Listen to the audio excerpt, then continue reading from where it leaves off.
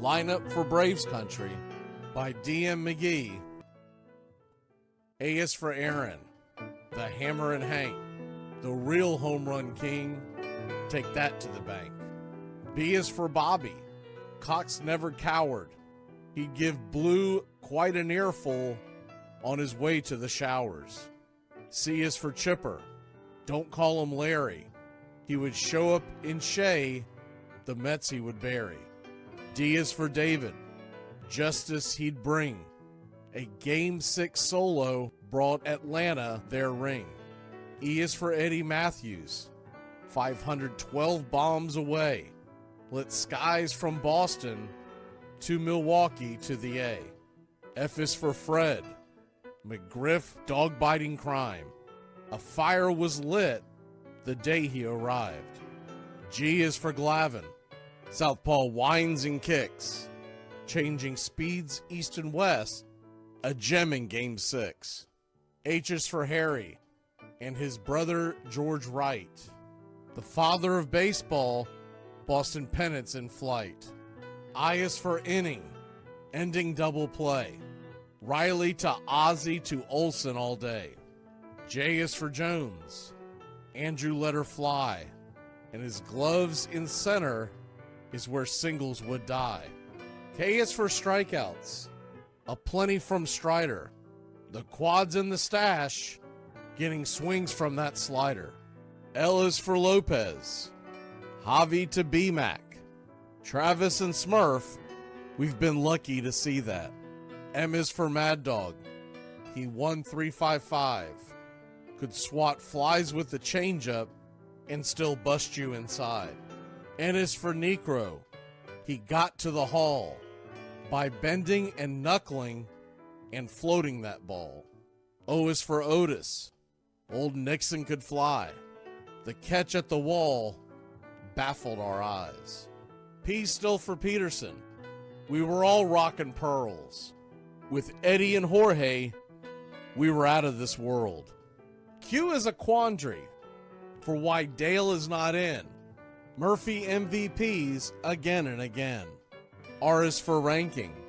The top pitcher's lore. Remember Kid Nichols, 107 WAR. S is for Smoltzy. The big three in the hall. When the game's on the line, you give John the ball. T is for Tyler. Matzik and the gift of 2021, the entire night shift.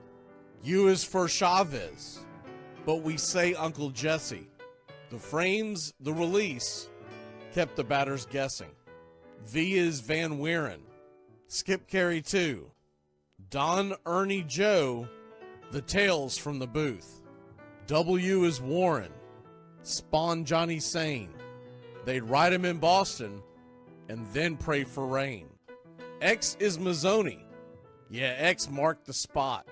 Leo rocked next to Bobby, and his pitchers stayed hot. Why it makes us feel young. The game's main appeal. Chopping through the battery, there's no better feel. Z is for Zip Boom Bam, Rama-Lama Ding Dong. Throughout the summer, we sing that song. From AJ to Eyeglasses and a hell of a pen. Mad Max, Uncle Charlie, win after win. A cannon from short, and RC you later. Acuna Matata, there is no one greater. Though you can't fit them all when you just A to Z. Think of your favorites in the rafters we see. I started with 3, then 10, 25, 47, 31, and of course 29.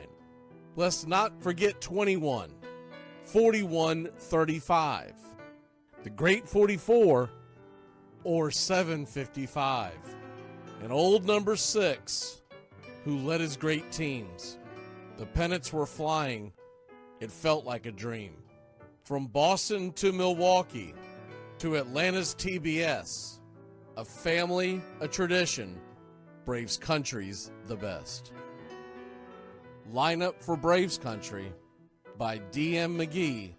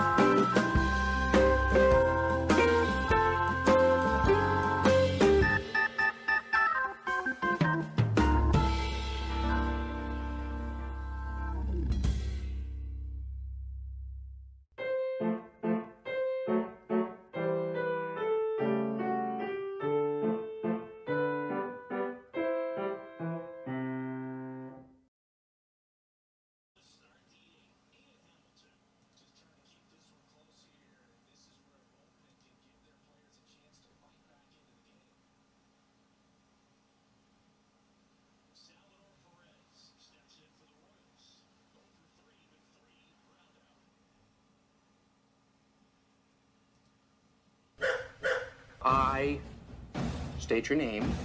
I state your name. Do hereby pledge allegiance to the armchair. With liberty for all. You're in Braves country.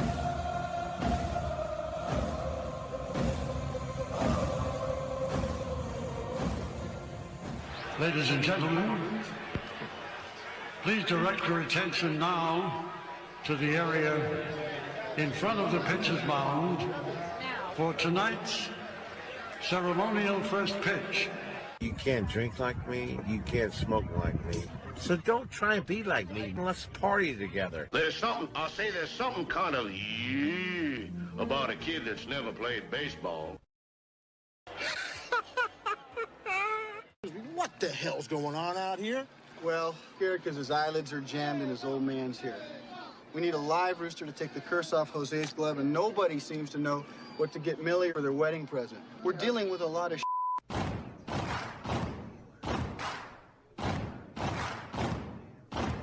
Baseball is a beautiful thing. It's more beautiful in an old park. It's asymmetrical and quirky. But even in a dome with artificial turf, it's beautiful. The way the field fans out, the choreography of the sport, the pace and rhythm of it, the fact that that pace and rhythm allows for conversation and reflection and opinion and comparison. In right field, the crowd is tormenting Strawberries, singing Darryl, Darryl. Little roller up along first, behind the bag. It gets through Buckner. Here comes Knight, and the Mets win. And there's a fly ball deep to left. It's on its way. There it goes. And the Yankees are going to the World Series. Aaron Boone. Ground ball stabbed by Folk. He has it. He underhands to first for the first time in 86 years. The Red Sox have won baseball world championship. Can you believe it? It's a pastime, something you do. It's entertainment, something you watch. And it's a shared experience, something you talk about and read about. But you can apply those same three criteria to other things. What makes baseball special is that it's the best game that's ever been devised. Smith corks one into right down the line. It may go. Go crazy, folks. Go crazy. Sure as God made green apples, someday the Chicago Cubs are going to be in the World Series. A little bouncer slowly toward Bryant. He will glove it in front of Rizzo. It's in time. And the Chicago Cubs win the World Series. Cubs win. What a lucky break. The good Lord wants the Cubs to win. How can you not be romantic about baseball? If baseball is about caring, about loyalty and rivalry. Braves fans are on their feet hoping for some kind of a bleeder or a seeing-eye single. Here's the 1-2 pitch.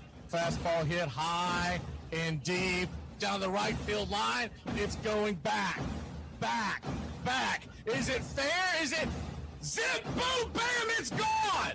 Ram-a-lam, ding dong, a 3-run shot, and your Atlanta Braves have taken a 1-run lead. She's gone, baby! There's a very peaceful thing. It was created and played in pastures and meadows. There's grass, there's outdoors, there's everything that people thought was American and feel about America you get in a ballpark. And it's the wonder of walking through that dark tunnel and seeing a huge open space where men play the little boy's game.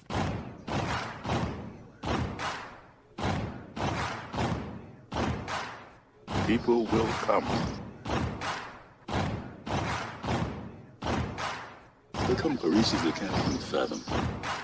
I'm not sure why they're doing it. They'll arrive at your door as innocent as children, longing for the past. They sit in shirt sleeves on a perfect afternoon. They have reserved seats somewhere along one of the baselines. Back when they were children, cheered their heroes. It'll be as if they dipped themselves in magic waters. The memories will be so thick that I've brushed them away from their faces. People will come. The one constant through all the years has been baseball. America has rolled by like an army of steamrollers. Been erased like a blackboard. Rebuilt and erased again. Baseball is a mark of time. This field, this game, it's a part of our past. It reminds us of all that once was good, and it could be again. Oh, people will come. People will most definitely come. We're all told at some point in time we can no longer play the children's game. We just don't know when that's going to be. Some of us are told at 18, some of us are told at 40. But we're all told.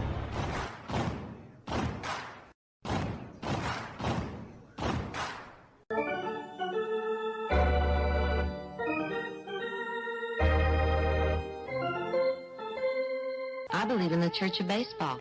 I've tried all the major religions and most of the minor ones. I know things.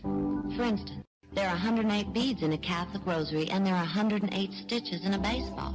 I prefer metaphysics to theology. You see, there's no guilt in baseball, and it's never boring. It's a long season and you gotta trust it. I've tried them all, I really have. And the only church that truly feeds the soul day in, day out is the Church of Baseball. Which team do you play for? Well, I'm a... Well, I was just wondering, because I couldn't figure out why you would throw home when we've got a 2-run lead. You let the tying run get on second, and we lost the lead because of you. Touch 'em all, Joe. You'll never hit a bigger home run in your life.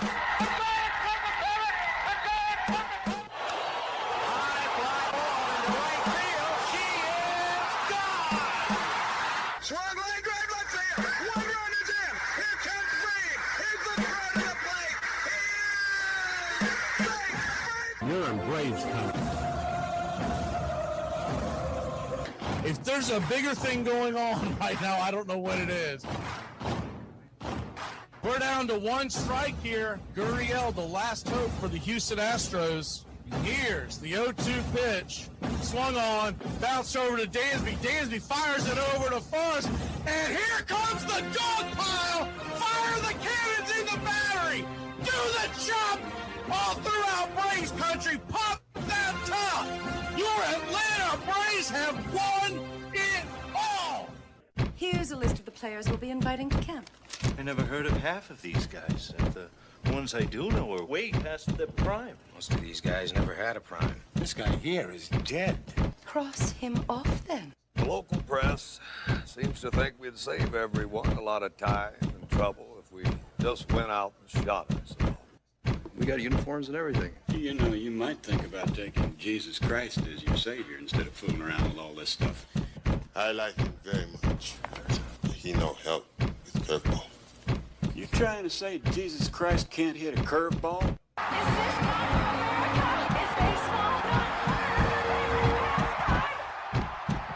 I'll tell you, these fans are great. Listen to them. Hey, way to go, Rick. Oliver High loves you. Come on, baby. Come on, Ricky. Come on, Ricky. The game doesn't stink. It's a great game. If you build it, he will come.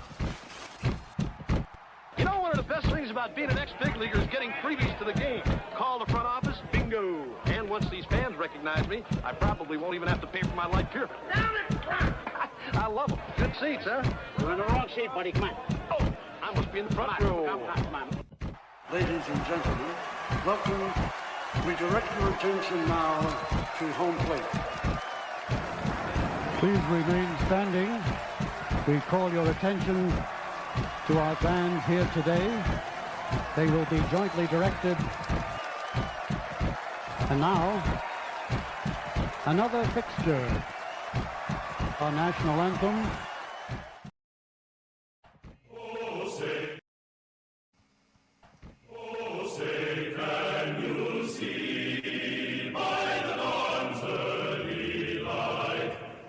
So proudly we hail at the twilight's last gleaming, whose broad stripes and bright stars through the perilous fight, for the ramparts we once were so gallantly streaming, and the rockets red bombs bursting in air.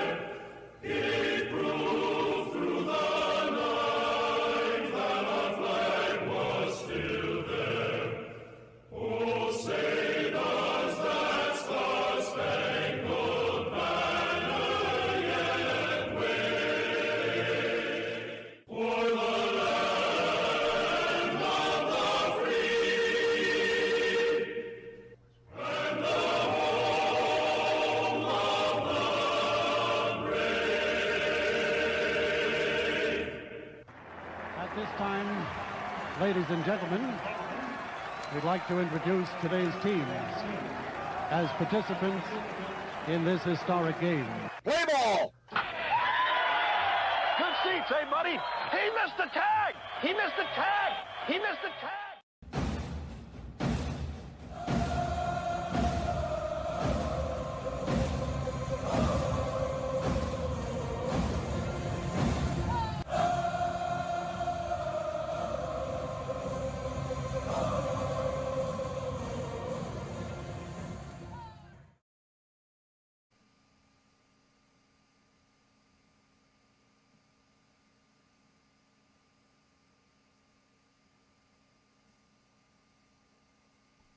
I mean, 10% of that ball hit the zone, so that'll make it 2-2, not 3-1.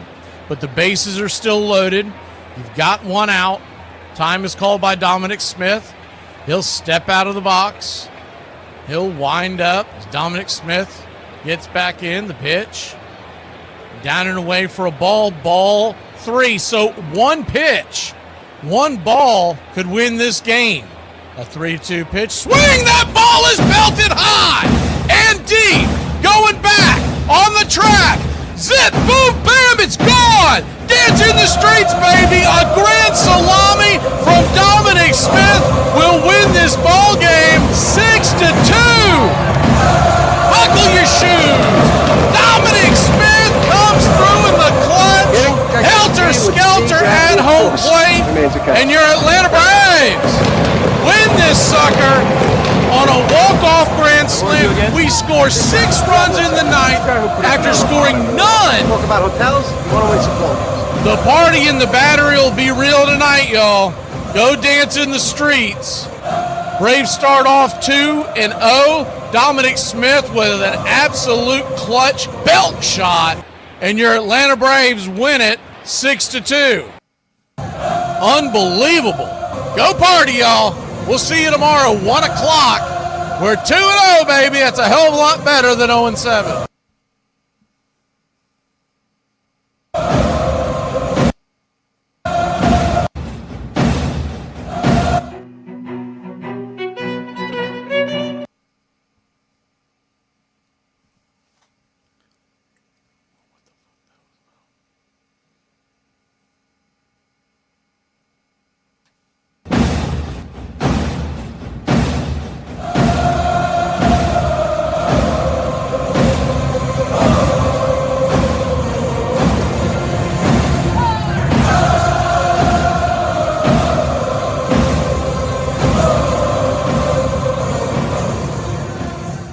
On a beer? 7 o'clock in the morning. Scotch? Hey, howdy, hi, and how the hell are you? Pull up an armchair, girls and boys. Pour you a cold one. It's time for Braves Country Baseball. You're listening live, and the Atlanta Braves are back at it. We're right here with you. We're set for pitch-by-pitch, play-by-play, the classic call of radio baseball. Hi, I'm Mac McGee. It's time to put it all aside for what should be a great game here on the Diamond. As we take you out to the old ballpark, kick up your feet, let's take a journey back to the golden age of radio baseball. We'll do our best to paint the picture as the game goes along. Roll call is on the way. It's time to join the country club, join in the fun, and chop along. Get your game face on. We'll go over the lineups as the game moves along.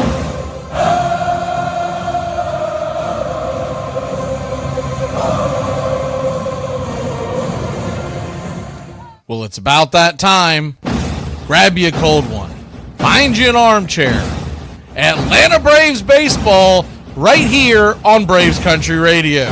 Your modern-day superstation bringing you pitch-by-pitch, play-by-play of your Atlanta Braves and our one-of-a-kind production. Take us anywhere you go for over 300 play-by-play games right here on the BCR. Please like and subscribe today. Don't forget to hype the videos. It helps the smaller stations to bring folks in so we can all root this great game on together. Join the country club today, and a special thanks to all the members in the country club, you help support the BCR. Get this bus moving. Stop. Come back. Too late. Roll call! Yeah, roll call! You're in Braves country.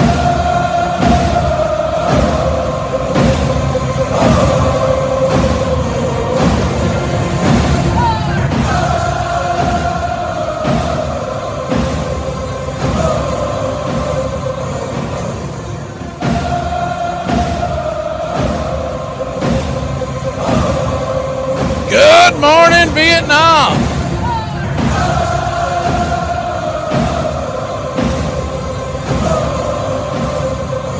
How's everybody doing this fine Sunday morning after that great win last night? If you didn't stay up, you missed an ending.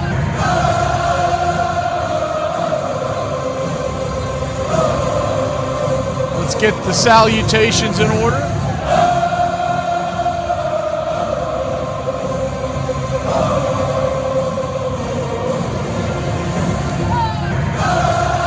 Good to see you, Uncle Charlie. Jack Rip. Pushing buttons, good to see you.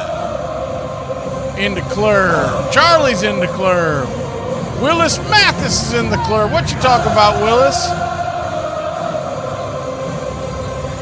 Victory Gardens, good to see you.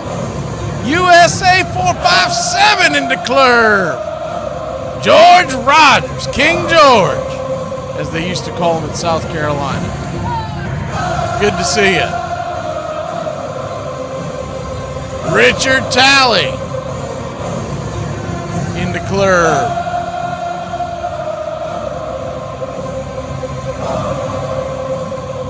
Mark is here today. Good to see him.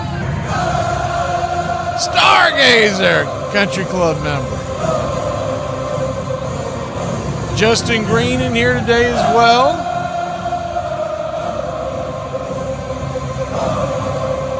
Edward Spry, the Spry guy.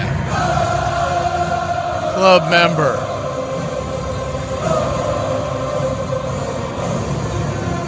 Jason Up and Adams. Royal PETA, Iron Lung. We got Jillian Ritchie in here today. Spaceman Ladarius.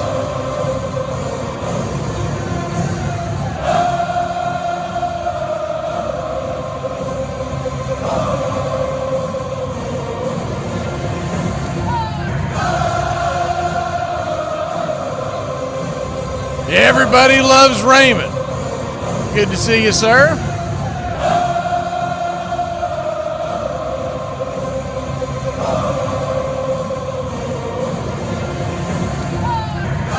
I think that's everybody who has chimed in. If not, jump in the chat. We'll say our howdies to you before the game begins. Once the game gets rolling, it's kind of hard for me to stay in tune with what y'all are talking about in the chat because that thing's moving faster and faster every day, but I'm glad y'all are having a good time. Hope everybody's enjoying Braves Country Radio, and we'll be back in a flash here on the BCR.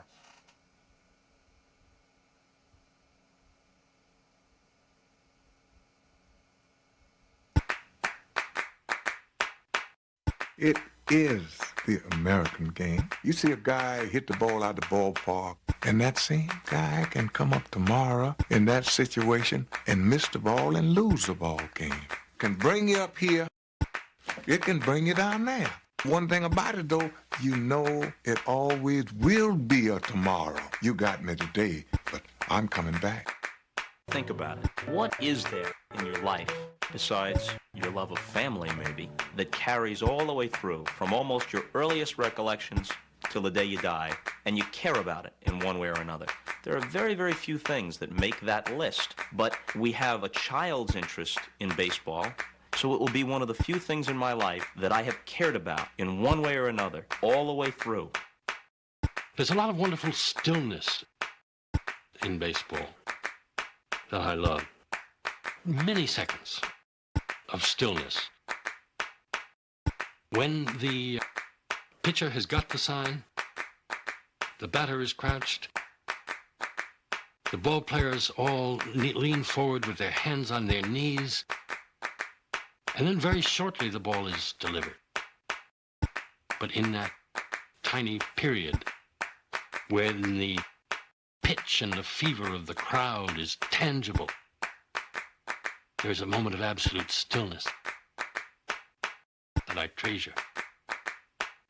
The best of us keep as much of that childhood with us as we grow into adulthood as we can muster.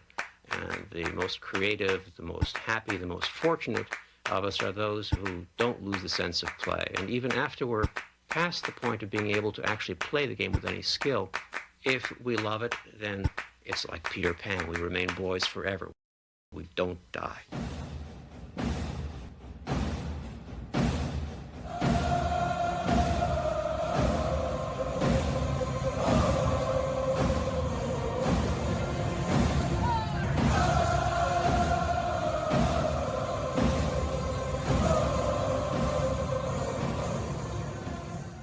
Ladies and gentlemen, we interrupt our program of dance music to bring you a special bulletin from the radio news. Sit quietly and we will control all that you see and hear. There is nothing wrong. You are about to participate in a great adventure. You are about to experience the awe and mystery. You unlock this door with the key of imagination.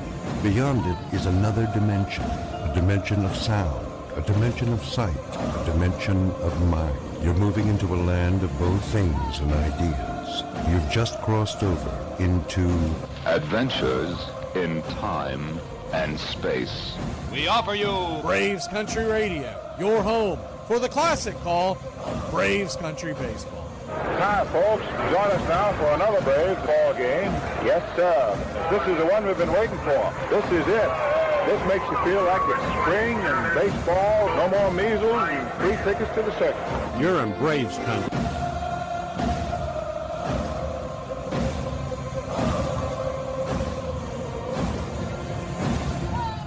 This is a reminder.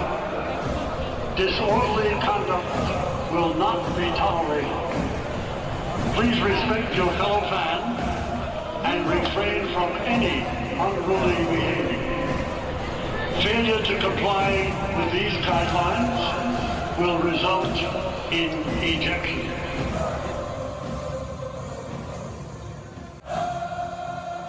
It's all mixed up with peanuts, tobacco juice, and a hearty feeling among the fans joshing each other.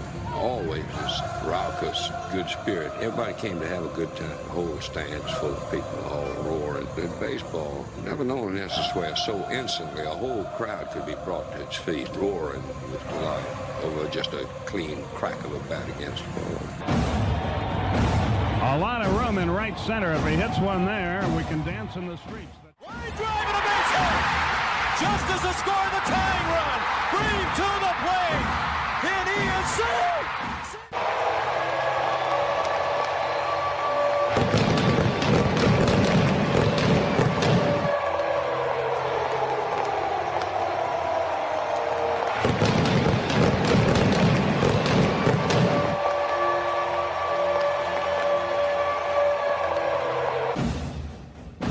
We're 1 out away, Braves country, from a trip to the World Series.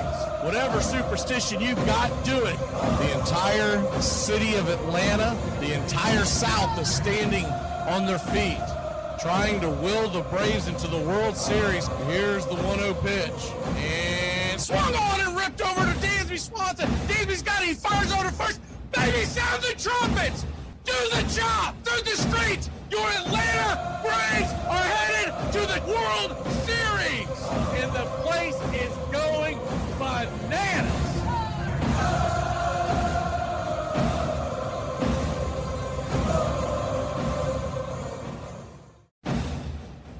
Although edited, tonight's thriller contains suspense and violence which may be unsuitable. Parental discretion is advised.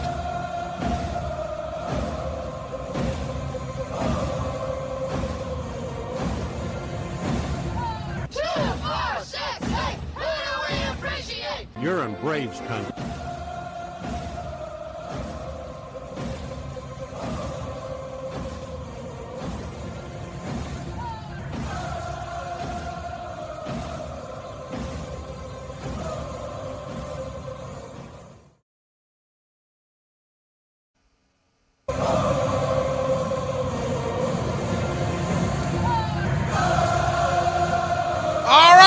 baby, we're about ready for first pitch. We'll go over the lineups.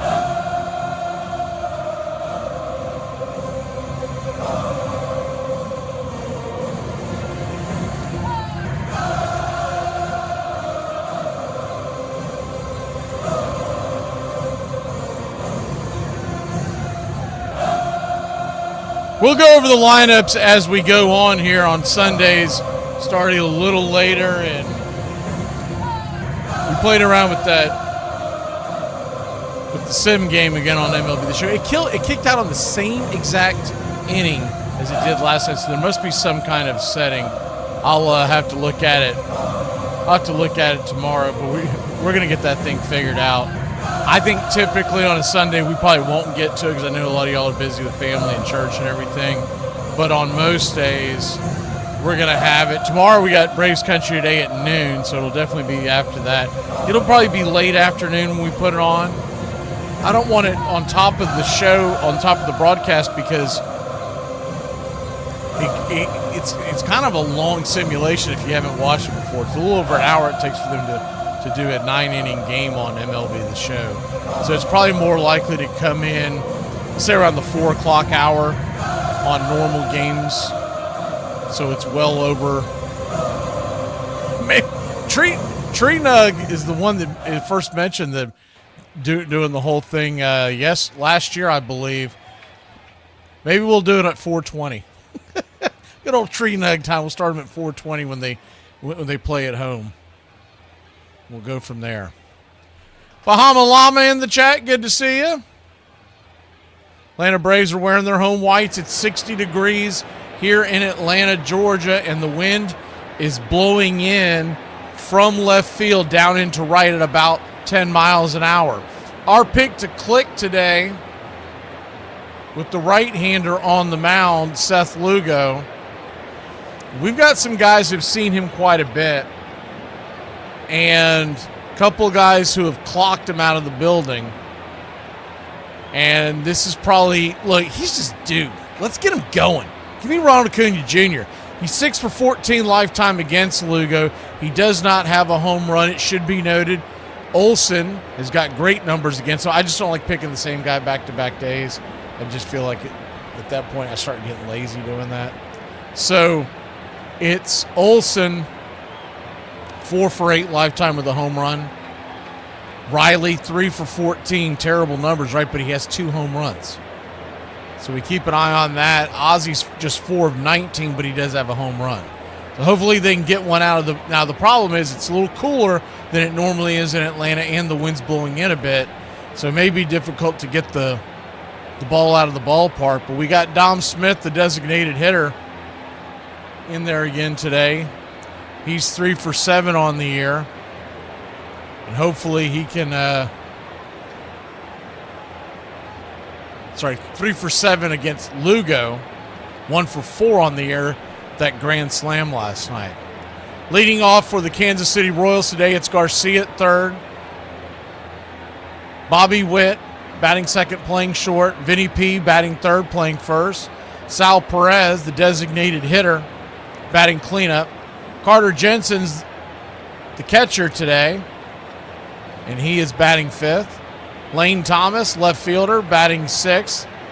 Jack Caglione, or Cagney and Lacey, is batting seventh. And in right, Lofton, spelled Loftin, is batting eighth. And at second base, and Kyle Isabel is batting ninth and in center field. Braves are wearing their home whites.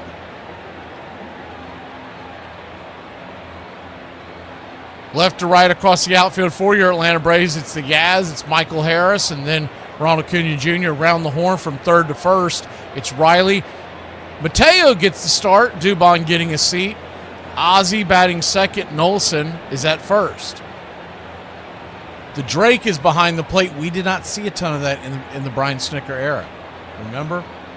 Brian Snitker never started the same catcher on a day game after a night game. So we're just about set. As soon as the 3D kicks in, Grant Holmes fires the first pitch on the way, and it's down and away. And yes, sir, it is baseball time in Braves country, and the first pitch is down and away for a ball. It's 1-0. We lift the curtain.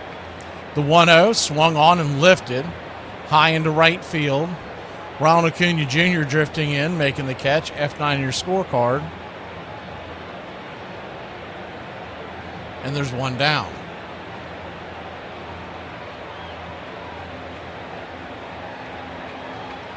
One up, one down. Bobby Witt Jr., the batter.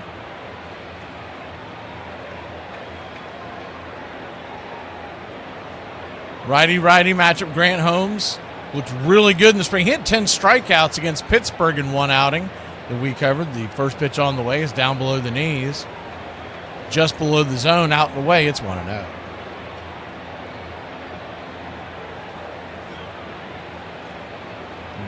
Righty-righty. Infield back into the left. Grant kicks and fires. Swing and a miss. 95. He's bringing it. 1-1. 1-1 count. Braves with a chance to sweep Kansas City. Wouldn't that be a great way to start the season? Won't be an easy task against the Lugos. The 1-1 pitch. Bender down and away. Ball 2, 2-1. Good to see you, Nathaniel Brooks. Rebecca. Monkey business. The 2-1 count. Kicks and fires. Down and away, ball 3, 3-1.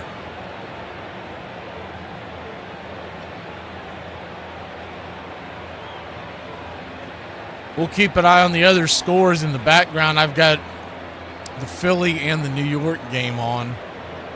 Keep an eye on those. They're just getting underway, too. The 3-1 pitch swing, pops it up. Can of corn. Austin Riley over by third base. He'll make the catch. F5 in your scorecard, and there's quickly 2 away. Atlanta Braves will welcome in the Sacramento Athletics.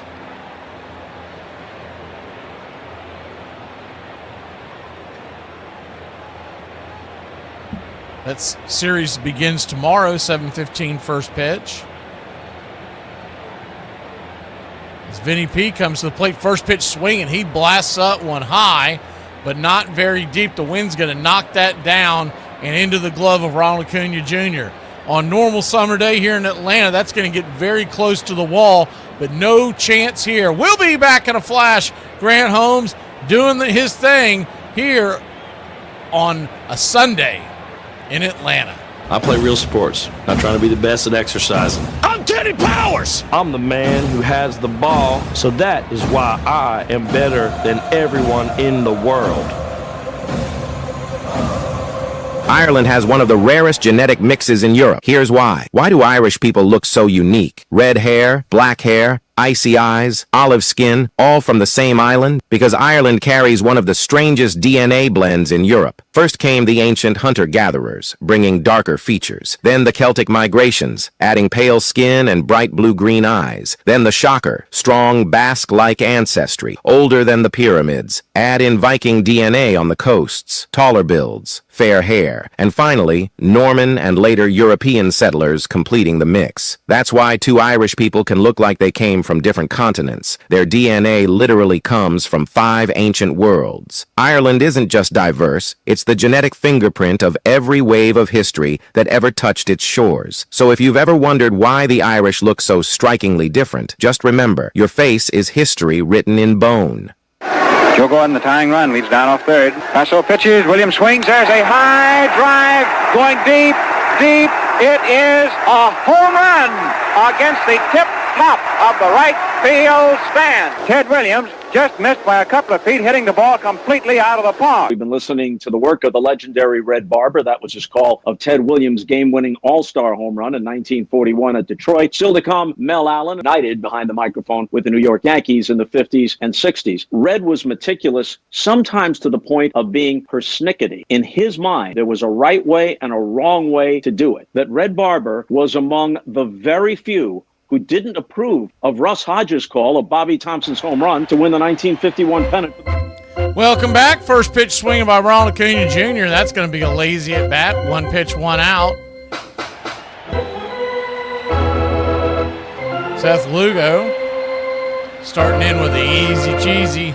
I mean, come on, Acuna. Get it together, son. Winning the WBCs didn't put your name on the mark. You got to get it rolling.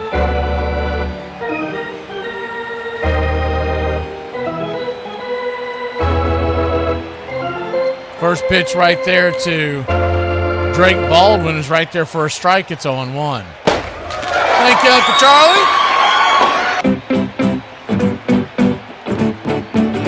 It's the 0-1 pitch right there for a strike. It's 0-2.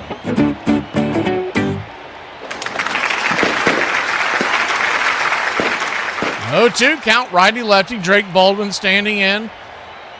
After him, it'll be Olsen, then Riley. As the 0-2 pitch, swing and a miss, blew it right by him. 2 down. Matt Olson coming to the plate. He'll be followed by Austin Riley. Yastrzemski is batting 5th. Ozzie Albies batting 6th. Michael Harris II is batting 7th. Dominic Smith, the designated hitter, once again is batting 8th. And Mateo is batting 9th. First pitch swinging by Matt Olson is a lazy fly foul ball. Thankfully, that's going to hit the tarp, so this would have been a 5-pitch inning. It's 0-1. Thomas was giving chase, just couldn't get to it in time. Left to right across the outfield for the Royals, it's Thomas, Isbell, and Caglione. Is the 0-1 down below the knees? It's 1-1. Michael Garcia is at third, and from third to first around the horn, it's him, Bobby Witt Jr., Lofton, and Vinny Pasquantino. Jensen is behind the plate. Sal Perez is the DH today. They flip-flopped. The 2-1 misses outside wide, or the 1-1 misses outside wide, I should say. 2-1. Of course, Seth Lugo was on the mound. The 2-1 pitch. Swing, pops it back foul. And when hear me use the term all the time, a kitchen sinker. The pitcher that throws everything but the kitchen sink at you. Seth Lugo is a true kitchen sinker. Seth Lugo last year threw 8 pitches in his repertoire. The 2-2. Swing, fouls it back, 94. And we'll do it again. He's got a curveball, a four-seamer, a sinker, a cutter, a changeup, a slider, a sweeper, and a splitter. The curveball he throws the most at 32%, with the four-seamer at 21%. The 2-2 pitch. Swing! Fouls it away, and we'll do it again. At least Matt Olson is making him work here on this at-bat.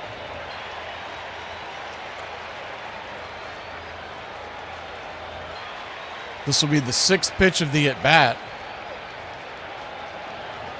Kicks and fires. Swing. Fouls that one away.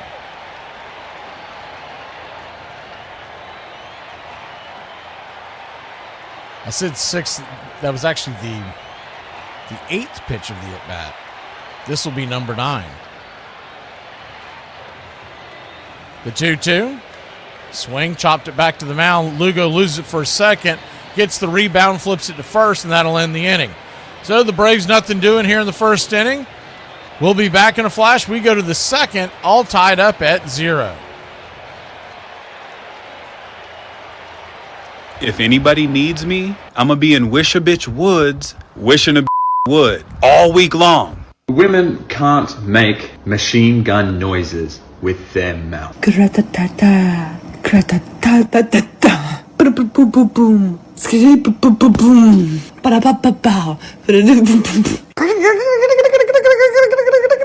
It's not just a famous call. It's, you might say, over the top. I mean, it was an over the top moment, right? But Russ Hodges clearly gets carried away. He's clearly overjoyed for the Giants. That's the team he broadcasts for. And that's just not Red's style. And that call became so famous in part because a Giants fan in Brooklyn had to go to work and he asked his mother to tape record Hodges' broadcasts. And Hodges found that out later on. He paid the guy $10 for it. And Chesterfield actually put out an album with Hodges' Hodges' call, it grew enormous. But for Red, it was a little too enthusiastic. By contrast, it's only fair. Red was at the mic on the Dodgers side of things. Franco pump. Delivers the curve swung on and fell deep spot to left field. It is a home run. And the New York Giants win the National League pennant, and the Polo Grounds go wild. Well, friends, we're going to try and get back above the screaming, howling, tempestuous noise that has reached an unprecedented height. And never was there a more dramatic finish to a pennant race. There just couldn't be. There never was such a playoff. Welcome back. Grant Holmes starts off the inning with a bender down and away for a ball. It's 1-0.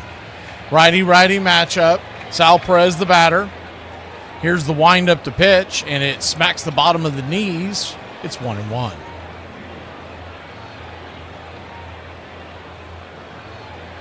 One count. Brings it. Swing! Pops it up. High into right field. Ronald Acuna Jr. will camp underneath it as the wind pushes it over towards the foul line, and it's one away. I'm with you, Ladarius. I like watching the A's. They got a good core, and they're going to be good here in the next few years, which isn't the reason why I like watching them. I just think they got a good, fun core. But you give them a couple of years, when they get over to Las Vegas, it's going to be Yahtzee. First pitch on the way is swung on and rolled foul. It's 0-1. Folks who don't really follow it and probably just think they're a hopeless franchise or whatnot, you got to realize that they were in Oakland for years, and Oakland is just a dump of a city. And they finally got out of it. Is the 0-1 down and in? 1-1. And so the financials are going to improve vastly when they get over, but they're sitting in basically purgatory right now in Sacramento until they can get the new facility built in Las Vegas, Nevada. Is the 1-1. Misses. Ball 2-1. So if you can imagine this, it's really difficult to build a team that's waiting on its new home, because you can't really spend a ton of money on free agency, but you can try to start locking the younger guys up as the 2-1 swing and miss. 2-2 ball in the dirt. And they've started to do that a little bit, but you can really only do it with your everyday players. It's really difficult to start locking up pitching because of injuries and everything else that happens, and they play in a bandbox. And the 2-2 bangs it foul. It is a minor league park they're playing in the next few years. The ball flies out of there. You're not going to attract many free agent pitchers. And so what they're basically trying to do is build that core of offensive players so that when they hit Las Vegas, they can then go hit the free agent market for pitching as the 2-2 misses high. Ball 3-2. This is not going to be your father's athletics. This will not be Moneyball athletics. The payoff pitch. Caught looking strike 3. Punch him out on the outer track. Nice bender. And there's 2 down. But I get the perception that right now that they are kind of stagnant and not an exciting team as far as wins and losses. But I'm telling you, that's a fun team to watch. When the Braves end last year, I watched a ton of A's baseball as I was getting things done in the studio after the ball game. As the first pitch on the way is a swing and a miss. It's 0-1. And they put runs on the board. They've got great young hitters. Nick Kurtz is something else. Soderstrom, forget about it. And Denzel Clark is fun to watch in the field. 0-1 swing and miss. It's 0-2. I'll tell you something else, that Jacob Wilson, he is extremely underrated because he's a throwback, an old school player. He hits for average, not power. Very good glove man as well. The 0-2. Caught looking, strike 3. Bender, bang, go sit down. We'll go to the bottom of the second. Maybe the middle of the order can get something going for your Atlanta Braves on a Sunday afternoon. I motherfucking hate apartments. You know what I'm saying? Because I woke up smelling breakfast, and that ain't even in my damn apartment. Top notch. Where does that saying come from? Well, it comes from gaming. No one's exactly what game it comes from. It could have been some kind of jumping game or a game where you kept score. And the notch or your peg was put in the top, meaning you was the winner and you was something very good. It's also said it could be associated with jumping games where you're jumping over something and your level of jumping is in the top notch. He's mad because I brought his stepson some fake Jordans. That's your fake son. This guy I kind of been talking to asked like where I was watching the Super Bowl. I was like, you want to spend the Super Bowl together? Not a little bit fast.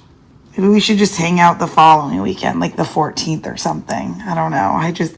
Part of the beauty of it, part of the texture of the sounds of baseball is the differences. You wouldn't want Harry Carey to try to be like Vin Scully or the other way around. They would each be greatly diminished. But the overall sound of baseball through the decades is enhanced not just by their greatness, but by how they were great in different ways. Now back to Red. 1952 World Series. Mickey Mantle still holds the record for World Series home runs with 18. This is the first of them at Ebbets Field in Brooklyn. And here's Red. Mantle hits a high fly ball. It's deep left center field. It's way out there. It's way out there, and it is in there. I mean it's in there.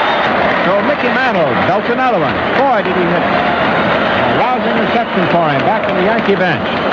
Well, all records for home runs hit by a single team as well as by both teams in a 6-game series have been shattered.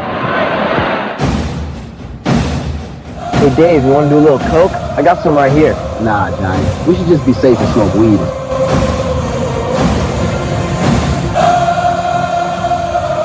Welcome back. First pitch from Seth Lugo to Austin Riley's right down the pipe for a strike. It's 0-1. Riley batting .571 on the year. First pitch off the 0-1 is swung on and lifted to center. That'll be a fly ball caught by Isbell with ease. 1 away. We've had 4 batters so far, and 3 of them have gone down on 2 pitches or less. More things change, the more they stay the same. I was hoping we'd see different approaches on a day game after a night game. For years, we saw this with the Snicker Braves, but it just seemed like they kind of went through the motions on a day game. As the first pitch is outside wide for a ball, it's 1-0. Maybe Walt Weiss had a way to motivating them and lighting a fire under their ass, but it doesn't appear so. 1-0 count. Swing, pops it up. Another quick, is that 2-pitch? F5, 2 down. So he has put down 5 Atlanta Braves. He's only thrown 16 pitches.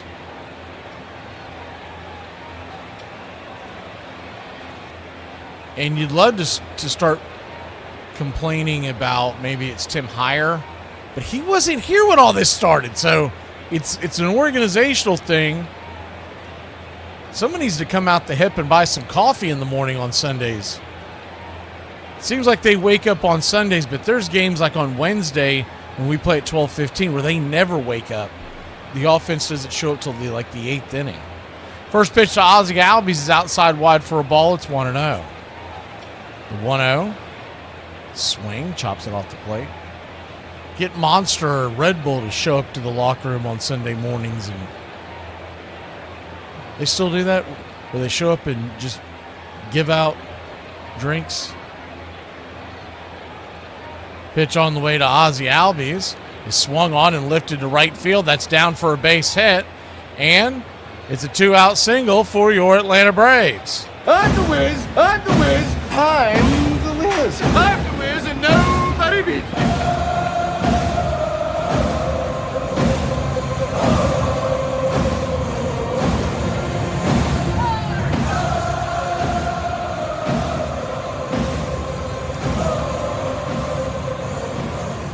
Michael Harris II, the batter. Harris hit a home run on opening night. Maybe he can get it into one here.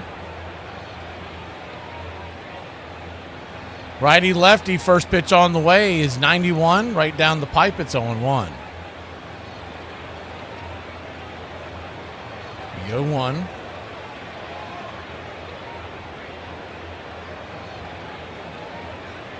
Brings it, swing, pops it up. And this will end the inning. So another 2-pitch out, F6 in your scorecard. 21 pitches. 6 guys gone. 7 guys gone. We'll be back in a flash here on the BCR Radio Network.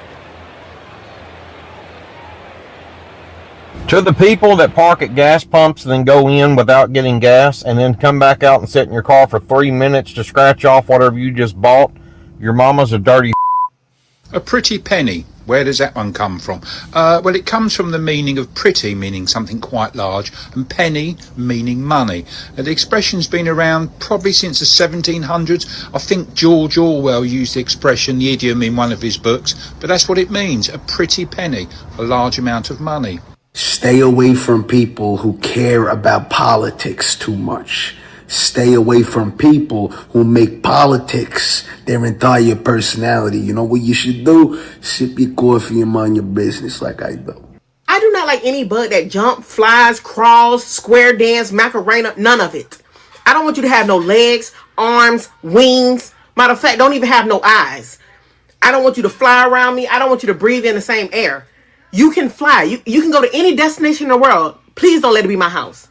I feel like my dad just always knows the perfect thing to say. Like if I'm feeling very anxious about something, he's like, don't be. Okay. The Red Sox played that underdog role quite nicely, sending a message to the mighty A's. And we go in and we win the first 2 games. Base hit by Fisk up the middle. Drill, base hit. Everybody on the lineup hit. He just rolled right through him. That ball and we swept them away. For the 6th time in its existence, Fenway Park was set to host a fall classic. This was big. Going to World Series with Cincinnati Reds meant a lot, not only to the players, but all of New England.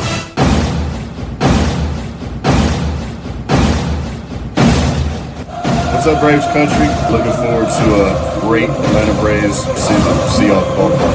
Love you. Welcome back.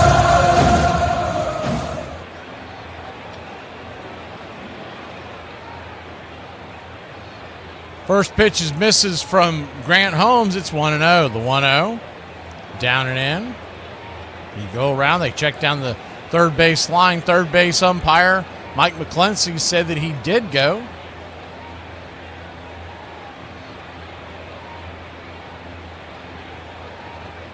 So it's a 1-1 count to Caglione. Pitch misses outside wide, 2-1. Cagney Lacey is batting .500 on the year with a 1350 OPS. I know it's way too early to pay attention to those types of numbers. The 2-1, down and away. 3-1.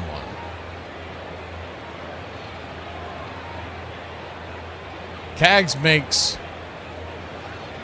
Spencer Strider, always was known as the quad father. He makes him look like the quad baby. It's the 3-1 pitch. Right there, just below the knees, ball 4. Man, that was close. Doesn't look like we're going to challenge it. Holmes was looking. God, it's so close. It hit the zone. Oh, I think Holmes wanted to challenge it, and I guess he was too late. So 1 on, nobody out. First pitch is down below the knees for a ball. It's 1-0. Drake might be a little gun shy because we lost our challenges so early last night. The 1-0 pitch, swing, chops it over to short. Mateo, 6, 4, 3. Bang! Double play. Good play across the defense by everybody. Mateo with the great feed. Ozzie, tip of the cap to Mateo. And he gets a round of applause from Grant Holmes as well. That was a smooth double play. That was some speed going down the base pass, too. This Lawkin kid can run.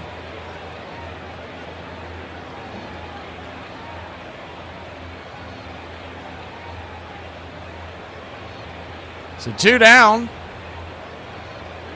Is there a challenge going on? I'm going to have to put this feed on the Kansas City feed because The Braves vision is not doing its job. Looks like they are going to challenge it. I thought he got it. Maybe he didn't.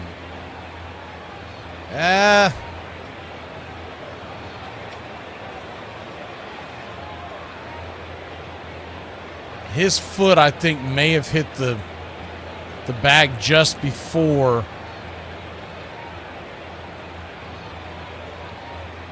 Just before the ball is entering the mitt, but it has to hit the back of the glove, and it didn't look like they got it.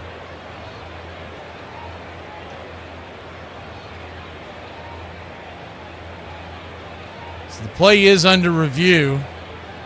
I would say Kansas City's going to get this unless they're going to say there's not enough to overturn it, which would put a runner at first with one out.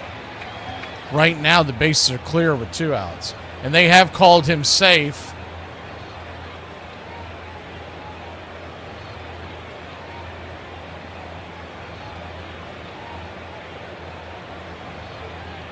So runner at first, Isbell the batter. The kid Lofton's got some pretty good speed. I don't believe I've ever seen him play before. First pitch on the way to Isbell's right inside track for a strike. It's 0-1. Nick Lofton is the man standing at second base, 27-year-old out of Corpus Christi. The 0-1. Down and in, 1-1. He's played as a bench role for the Kansas City Royals the last 3 years, so we must just not have caught him while he's played a significant role with them. We only see Kansas City once a year. Holmes flips it over to first real quick to keep the runner close by. Remember, there's at one point where Michael Garcia was playing some second base. He can still play all over the infield. Is the 1-1 pitch, swing and a miss. It's 1-2. It's one of the reasons why a lot of folks in the fantasy baseball world were drafting him fairly high, because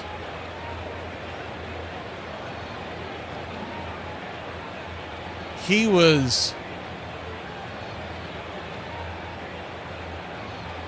eligible in like 4 or 5 different positions. 1-2 in the dirt. Good take, 2-2.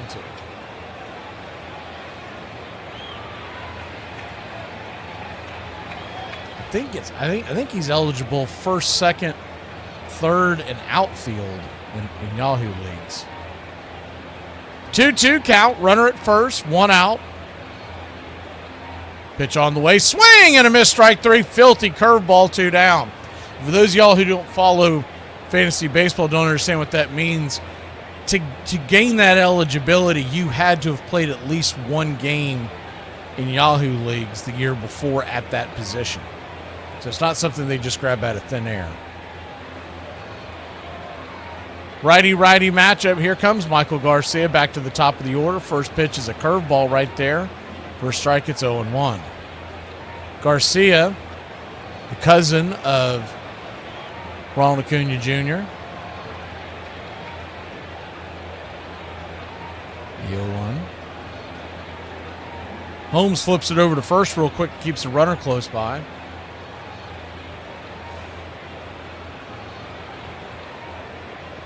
In the bottom of the third, it'll be Smith, Mateo, and Acuna. The 0-1 count, swing, chops it over to third, and that ball's going to get like an Olay play over there under the glove of Austin Riley, and everybody's going to be safe. Good job by Mateo to stop the play, but then he threw it wide of the first base bag. He tried to throw the runner out, and I mean, he sailed that thing so far that Olsen thankfully got to it, because the runner almost scored on that play. Lost the camera work there for a second. The throw went all the way up the first base line towards right field. I mean, a wild throw. First pitch, swing and a miss. So in one, now there's 2 outs, so there may be no harm, no foul, but you just got to put that in your pocket. There is no way you're getting Michael Garcia on a rainbow throw from left field. The 0-1, swinging down and away, 1-1. So a 1-1 count.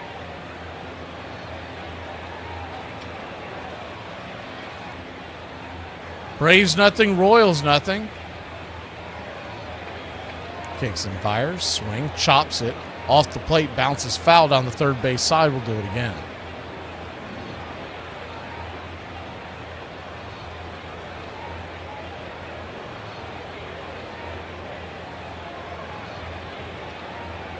Runners on the corners, 2 outs. Nothing, your score, top of the third. I don't know what Mateo was doing there. And what's dumbfounding is that he's known for his defense. The 1-2. Well high of the zone, 2-2. And he was never going to get the force at second either if you were thinking maybe he overshot it that far. 2-2 count. Kicks and fires, swing, that ball slapped into right field. That's going to score a run, and 1 run scores. Here comes the throw into the infield. Runners on the corners as they go corner to corner again, and Kansas City has the early 1-0 lead.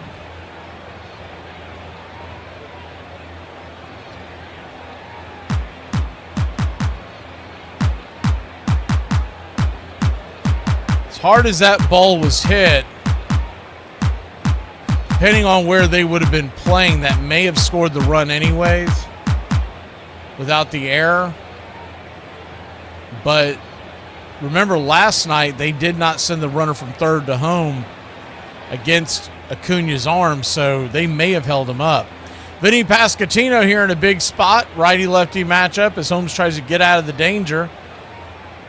He's going to flip it over to first real quick, and the runner dives back into the bag, Bobby Witt Jr.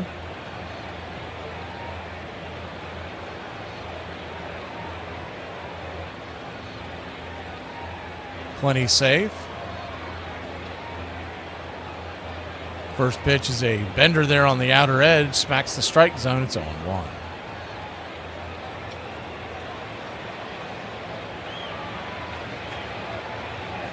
The 0-1. So pull the camera back so you can see the action. The 0-1 pitch, swing. That ball is hammered down the right field line, but foul.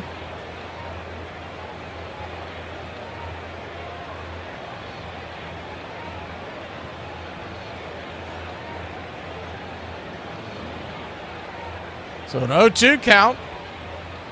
Kicks and fires. In the dirt, 1-2.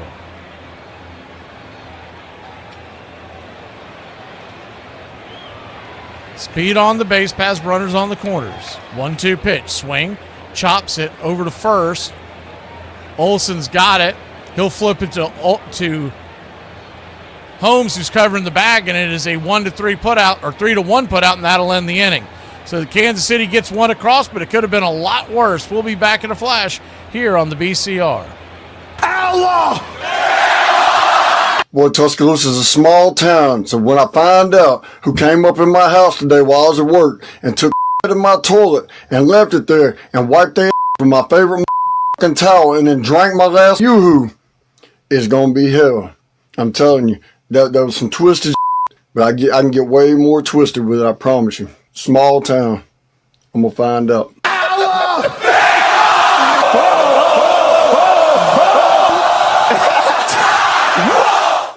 I ain't gonna lie, I be scared to check on people sometimes.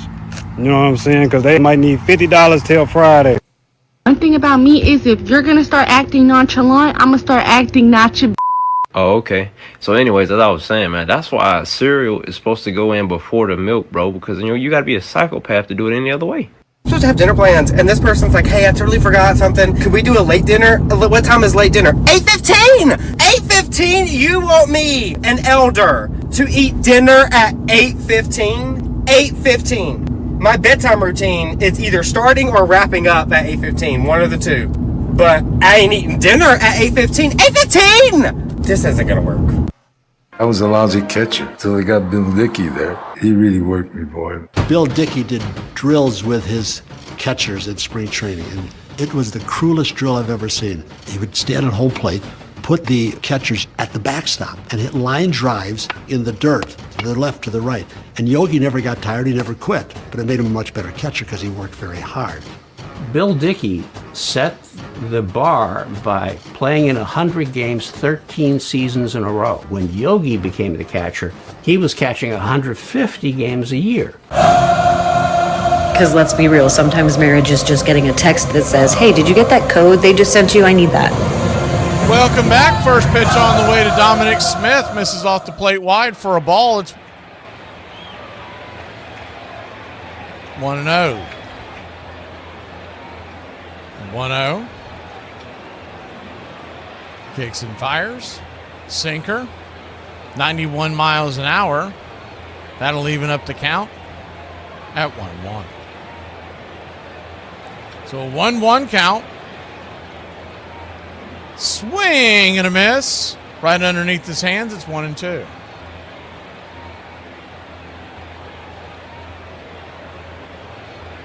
KC 1, Braves nothing. Just getting going here in the bottom of the third inning. The 1-2, down and away, ball 2, 2-2.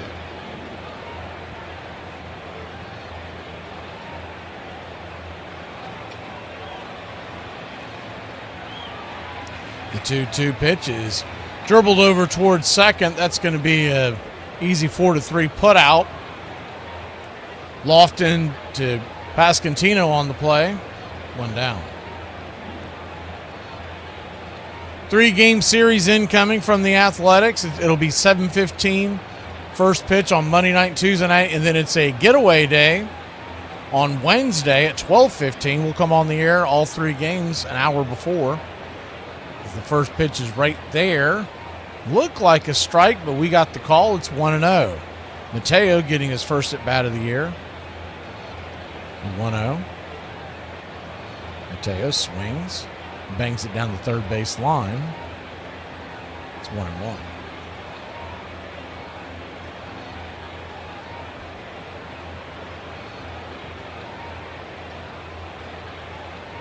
The 1-1. Swing and a miss. Filthy curveball.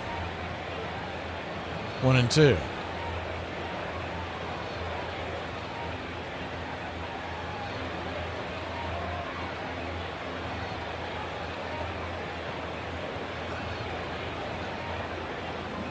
The 1-2 pitch. High and out of the zone. Fastball. Taken all the way.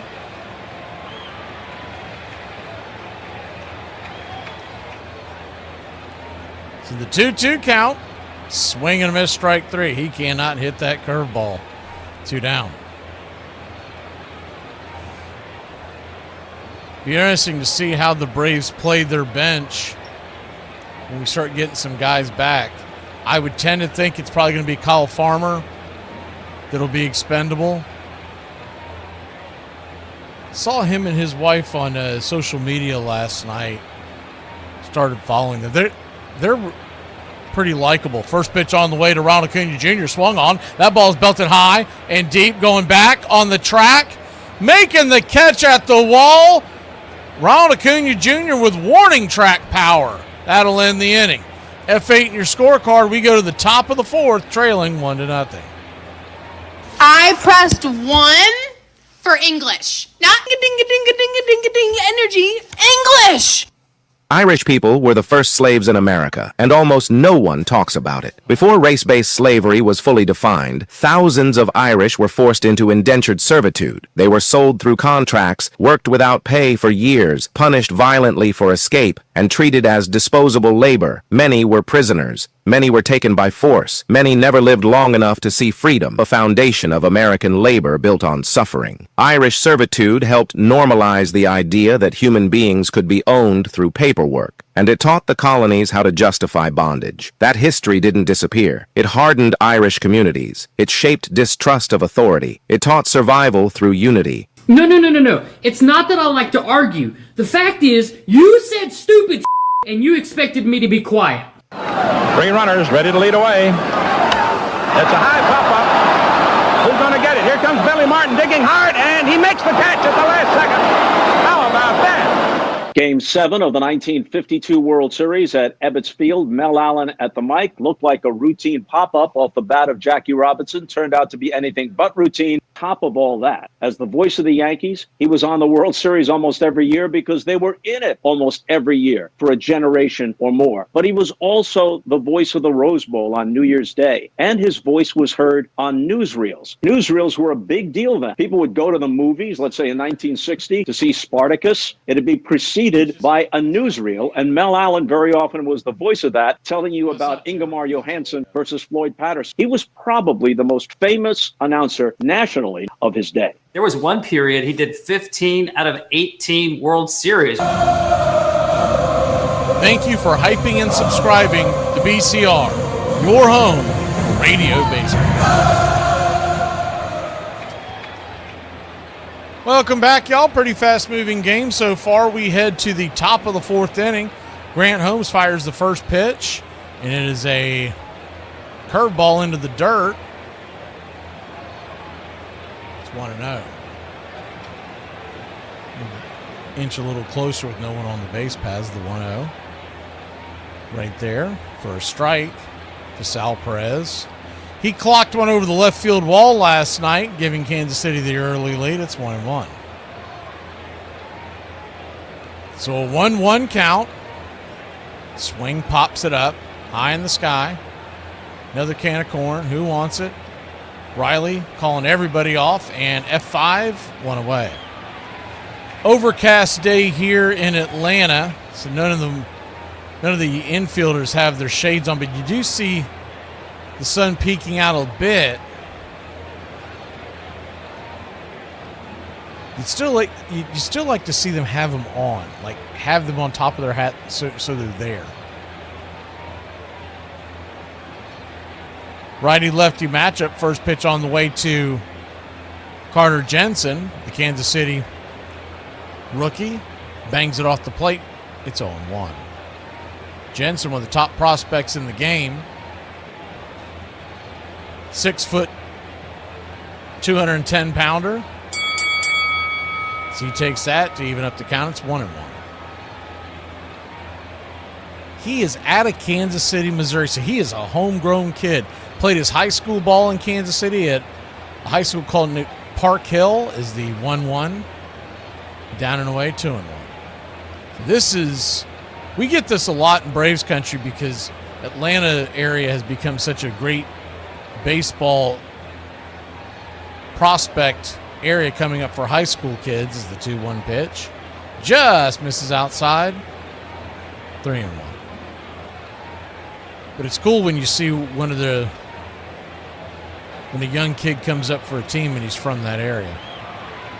3-1 count. Swing, lifts it high and deep. That ball's going back on the track, and she is gone.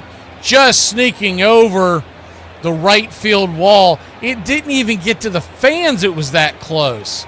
And it's a solo shot, and Kansas City leads it 2-0 now. A high hanger. Thought maybe it was going to get the top of that wall.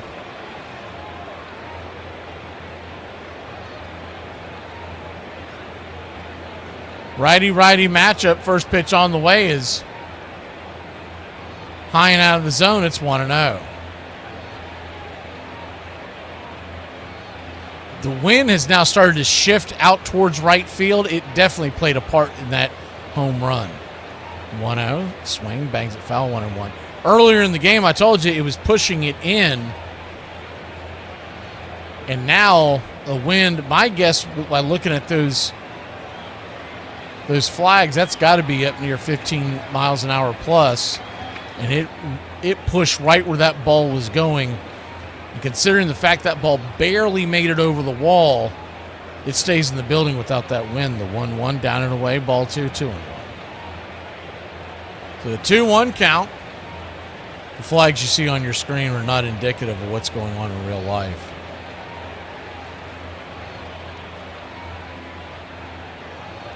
Kicks and fires. Right there, bottom of the zone. 2-2. Thomas didn't like it, and to be honest with you, it's probably one he should have challenged as we look at, that missed the zone by an inch or two. The 2-2, down and away, full count. I'd love to be here on these meetings from the different teams, the different philosophies of how they're going to approach the ABS. When they want their guys to use it, and when they're going to tell their guys, I don't care what the situation is, don't use it then. The payoff pitch. Swing and a miss, strike 3. Got him. 2 down. Grant Holmes, now with 4 strikeouts on the day.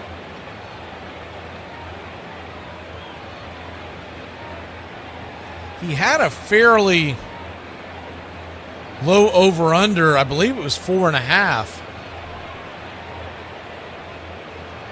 Out in the desert. That's his over-under line. First pitch swinging. There's a bender in the dirt. It's 0-1. Before Grant Holmes' injury, I can tell you this, you would never get a number that low. And he's racked up some strikeouts in the spring, so I was a little shocked by that. The 0-1. Down and away, 1-1. For those of y'all who follow that kind of stuff and may play the ponies, as they say, it was on a -120, so it wasn't one of these deals where 4.5 you were having to pay over. I mean, it was right there. The 1-1 swing, rolls it back to the mound, and Grant Holmes has it, flips it. Olsen steps on the pillow, and that'll end the inning. We'll go to the bottom of the 4 here in Braves country, trailing by 2. Heart of the order due up when we return.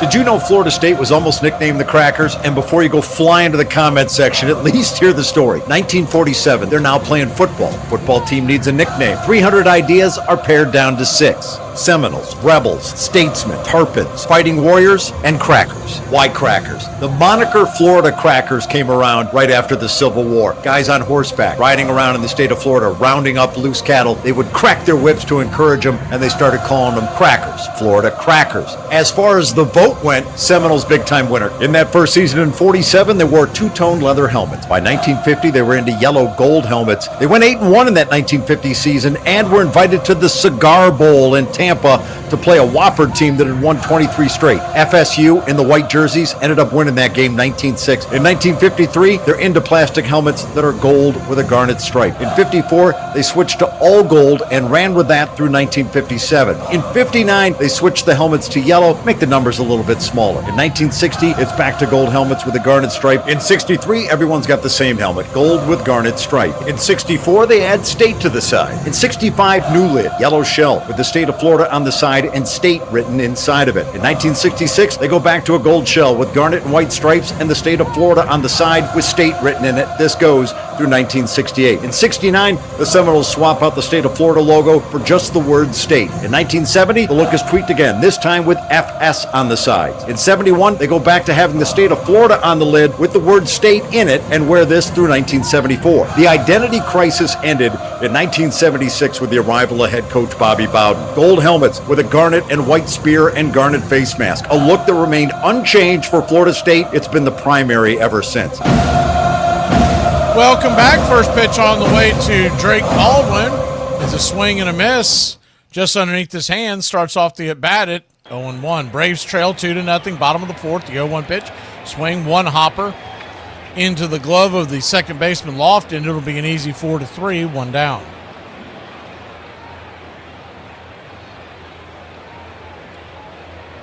Yeah, I thought that was a pretty cool breakdown, Bahamas. That guy does a good job on just helmets across the board. We found that one. Some of his stuff you can't use. It's a long story, but it just doesn't play to radio. First pitch to Matt Olson is down in for a ball. It's 1-0. He's really the only guy that's made Lugo work. The 1-0, swing and a miss. Four-seamer up top, 93, 1-1. Seth Lugo is entering the fourth inning with one out, and he's about to throw his 37th pitch. The 1-1, bang, down the right side, but just over the first base dugout. It's 1-2.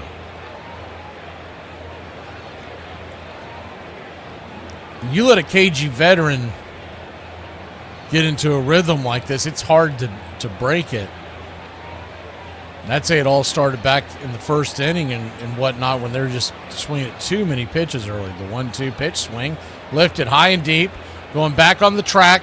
Wind won't carry that one. It'll be caught at the wall by Jack Caglione for a loud out number 2. Tell that wind is really pushing because that did not look like a swing that was going to threaten, and that thing almost got to the wall.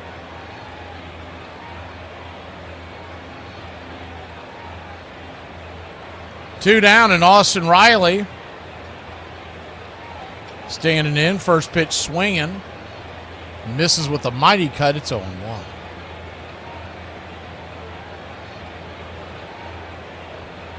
Riley batting .500 on the year. The 0-1. Inside. 1-1.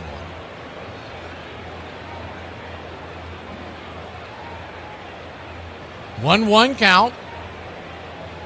Try to get him to chase pitch with movement off the edge, but he held up. Riley flew out to center his first time up on the second pitch, and the 2-1 misses inside, ball 3-1. Standing on deck is Yastrzemski. The Yaz would represent the tying run if Riley could get on. The 3-1 count. Swing, bangs it down the third base line. Just foul. And it's a full count to the rake.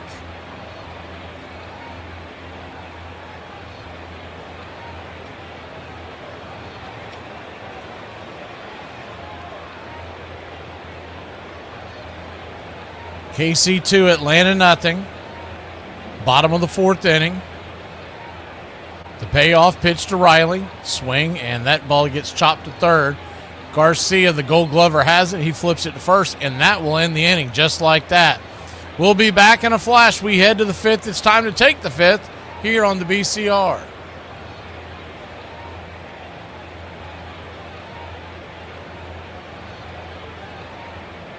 War's over, man. Drop the big one.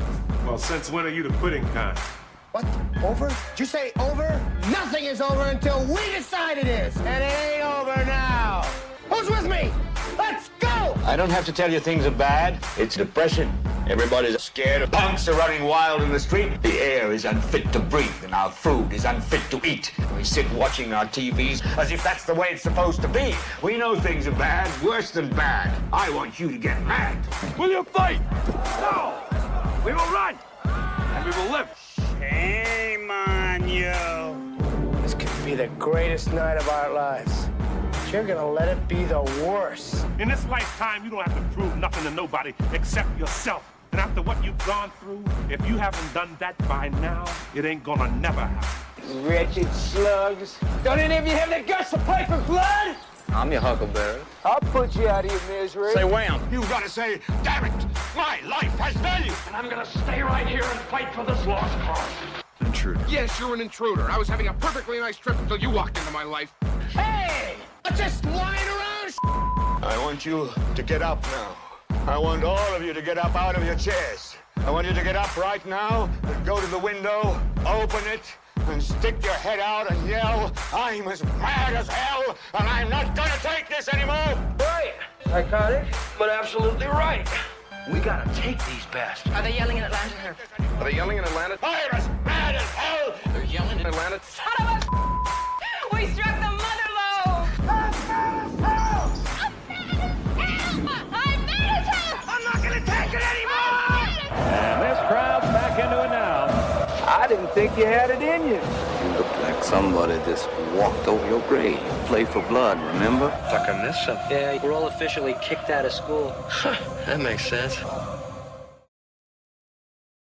pitch on the way is swung on. That ball is belted down the left field line, racing around first, heading to second for a leadoff double.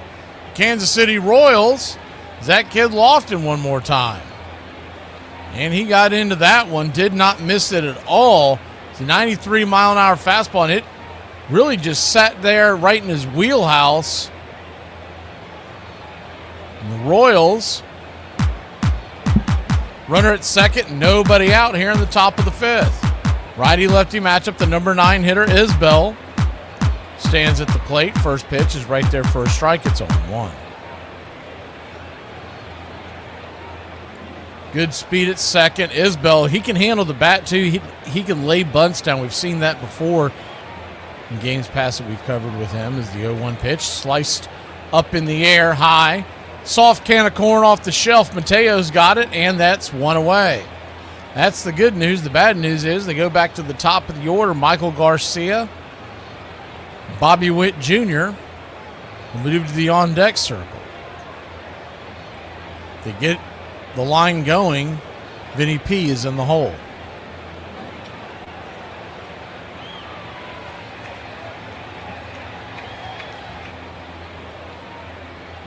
First pitch is down and in for a ball. It's 1-0.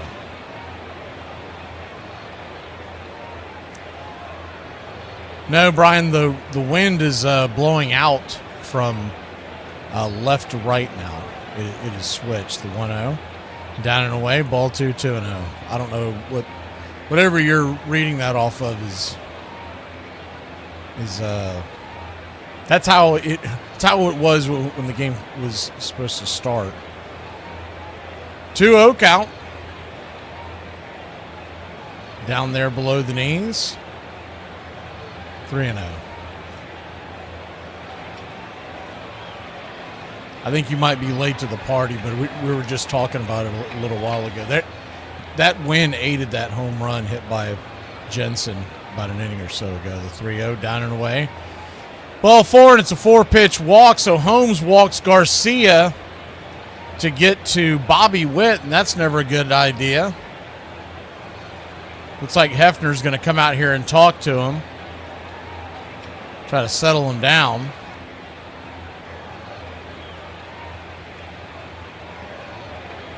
Wind originally was blowing in from left to right, or from left into right, I should say, at 10 miles an hour. Just recently they showed the flags, and the wind was blowing out to right field, and it looked like 15, maybe even 20. And that ball that was hit by Jensen just snuck over the right field wall. Without that wind, at worst, it's going to hit the top of the wall. And they're showing it again. The wind's still whipping out there. It's got the American flag standing in the breeze. So if you can get it up into that jet stream out into right field, it can carry.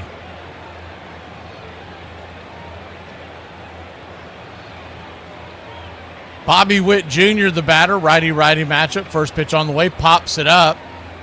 High in the sky, shallow center. And Ozzy's having to fight that wind. He'll make the catch. Good play by Ozzy. As you can tell, it's wreaking havoc. Making the catch, F4 in your scorecard, 2 down. Typically, that's just a routine pop-up that Ozzy would drift back and make the catch, but he almost stumbled. It's pretty good read and react, as he had to twist and turn around with the wind pushing. Vinny Pasquantino standing at the plate now. And the first pitch to Vinny P is right there at the knees. So 0-1, got to be careful here. He can change this game with one swing, especially with that wind blasting out to right field. It won't take much for him to get one up into the wind. They're still showing it, the 0-1. Swing, that ball's belted down the right field line. Get foul, get foul, get foul. Just foul. Loud strike, it's 0-2. It missed fair territory up against that brick wall down there by just a couple of feet. Youngster out there almost made the catch. I think he was shielded by the screen, so that probably had something to do with it. There was a lady sitting right there that could have caught it, but she got alligator arms real quick. probably didn't know it was coming. She was probably on her phone. The 0-2. Down and in, 1-2. Now we got your attention. So a 1-2 count.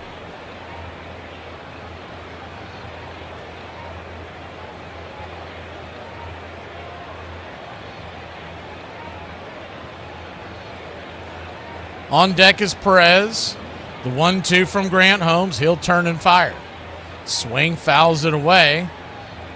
That was a bender. Kind of hung up a little bit. Curveball on the outer edge like that. I kind of like that philosophy because with the way the wind's going, if you try to pull that, that's going to be a pop-up. And if you shoot it towards left, the wind would knock it down. The 1-2 swing, chops it foul. That one comes in on the inner track, and it's 1-2 once again. Looks like we gained an advantage on the 3D. It looks like Vinny P does not have a bat in his hand, so that's got to be advantage Atlanta, right? If he's not carrying a bat. The 1-2 swing, rips it over to second base. Ozzie diving attempt too late, and here comes the run home, and it's 3-0 Kansas City. Good hard rip on the right side of the infield. Ozzie Albies laid out for it. Just out past his outreach of his glove. Taking another look at it real quick. It was a bender on the outer edge, and he raked it to the right. Ozzie looked like he might have gotten a late break on that, but that was going to be a tough play. It's 3-0 Kansas City.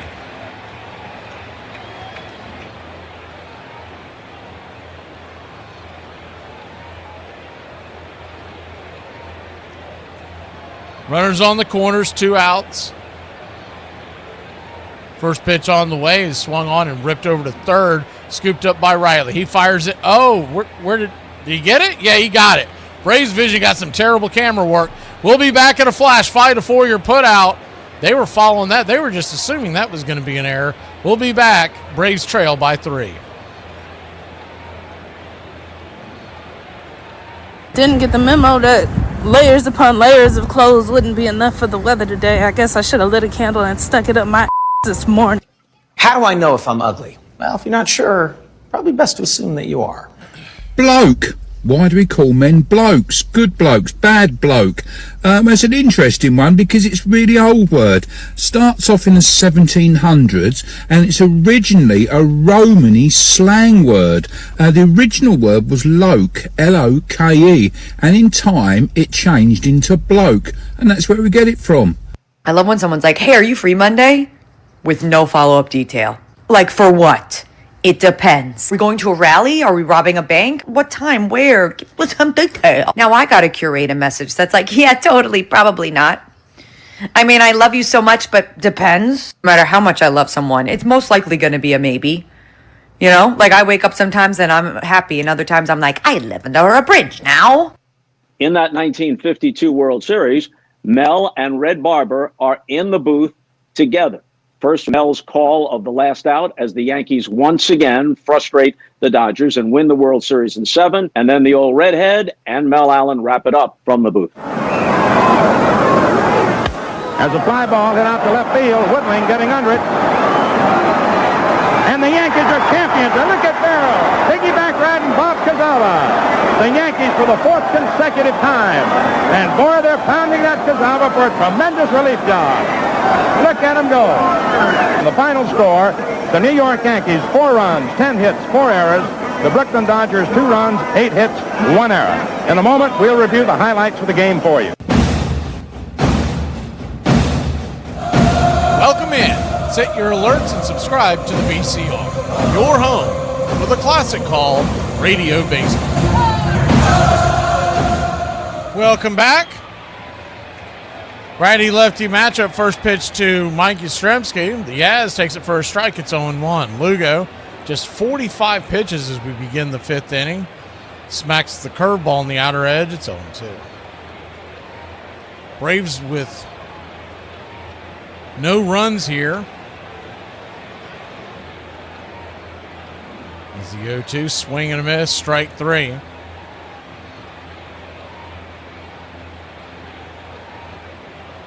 3 runs, 5 hits, no errors for the Kansas City Royals.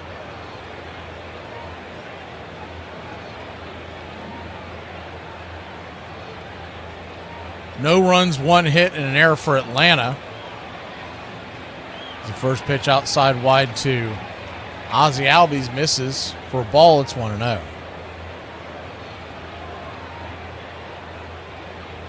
The 1-0. Right there. Evens up the count. 1-1.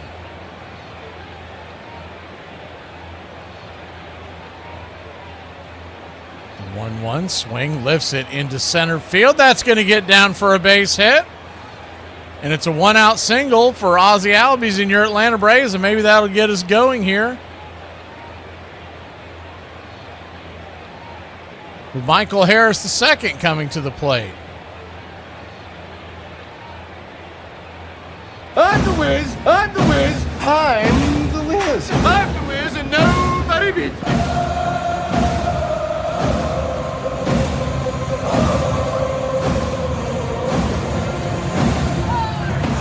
First pitch swinging by Harris is swung on. That ball is belted high and deep. Wind, get it up, get it up. It's going to get to the track. Making the catch at the track is Isbell for a loud out number 2. Harris thought it was gone. I thought it had a very good chance of getting gone. Died just before the warning track. Thought it was at least going to get down. The wind that time may have held it up a little bit.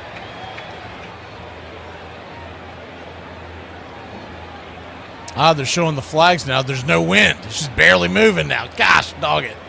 The baseball gods are against us today. The first pitch on the way, outside wide. Dominic Smith, it's 1-0. When we need the wind, it's not there. When we wish it wasn't there, it's howling. 1-0 count. Outside wide, ball 2-0. There's Dominic Smith with the dramatic grand salami last night that walked us off.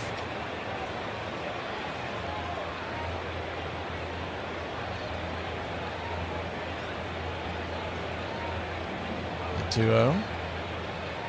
Pitch. Misses, just misses. Ball 3-0. So a 3-0 count. Just grabs the upper part of the zone. 3-1.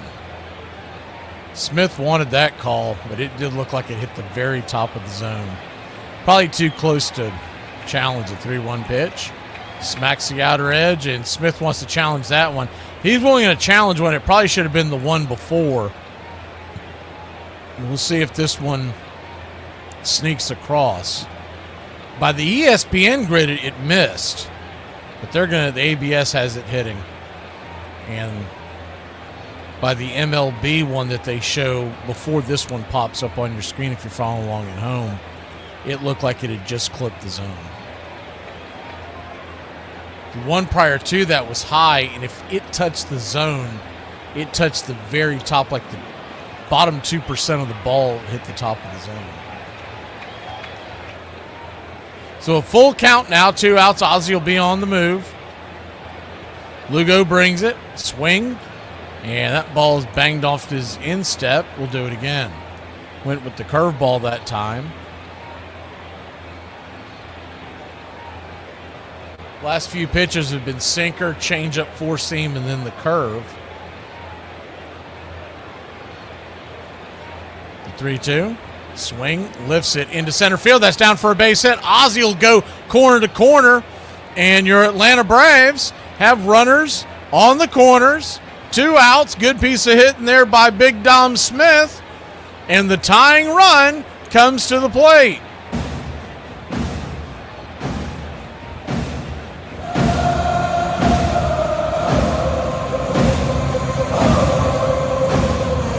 Just lifted it into center field.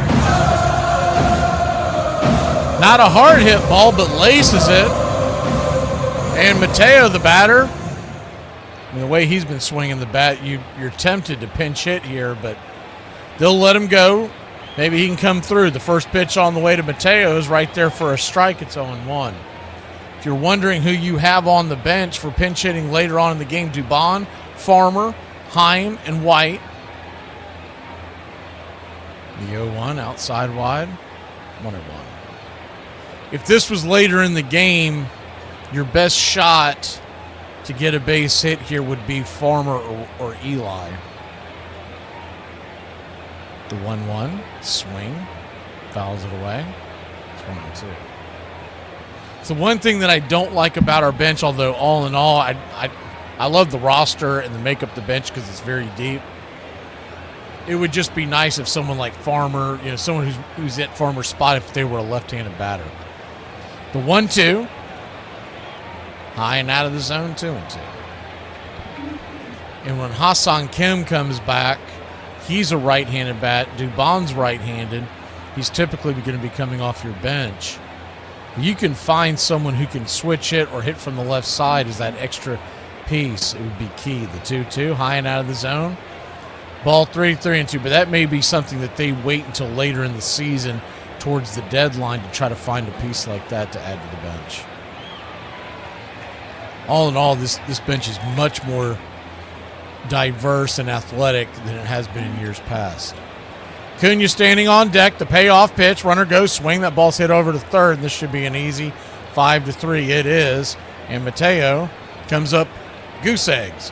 We'll go to the 6th inning, trailing 3-0 here in Atlanta, game number 3. I just told somebody that when I go to the bar, I normally get a Crown and Coke. They said, why don't you just ask for a C&C? I said, excuse me? No, I'm fine. I think Crown and Coke is just fine. Well, there's a masked killer roaming these streets that has local residents on high alert. I spoke to one such resident, a local businessman by the name of Excellence. Absolutely treacherous. This killer needs to stop hunting people in my city. He has my terrified. This ain't Halloween, motherfucker.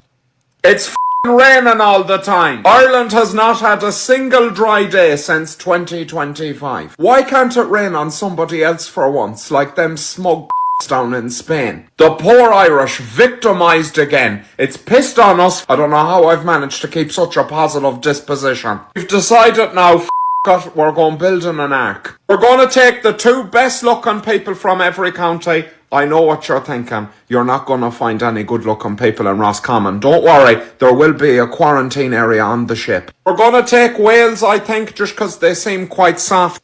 Yogi Berra caught 117 doubleheaders both sides of these games. And as somebody that did it a couple times, I want you to know that is absolutely ridiculous. 117 doubleheaders he caught. That's unbelievable. That's unfathomable today. Being Yogi Berra behind the dish, I'm feeling pretty good about my chances, right? It was a preposterous amount of energy and durability. Yogi was a physical specimen, and because he was so low to the ground, which today we regard as an amazing deficit, it was something of an advantage to him because he was so quick in the infield. Oh, you're so short. I said, well, I make a good target. I don't have to bend down so far. I'm in the strike zone all the time.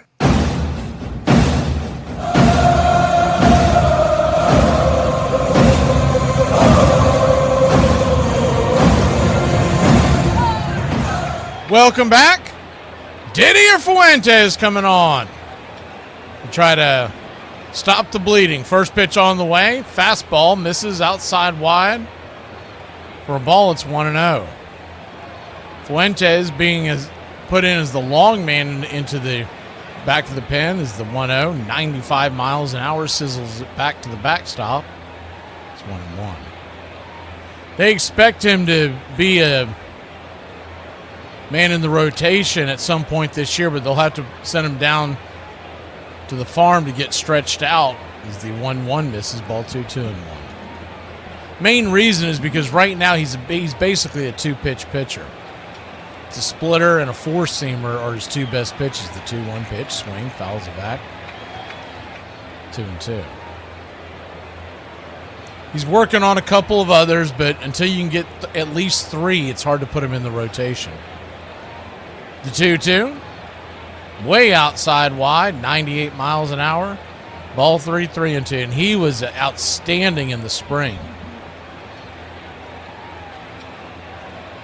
The full count, swing and a miss, strike 3, and there's one away.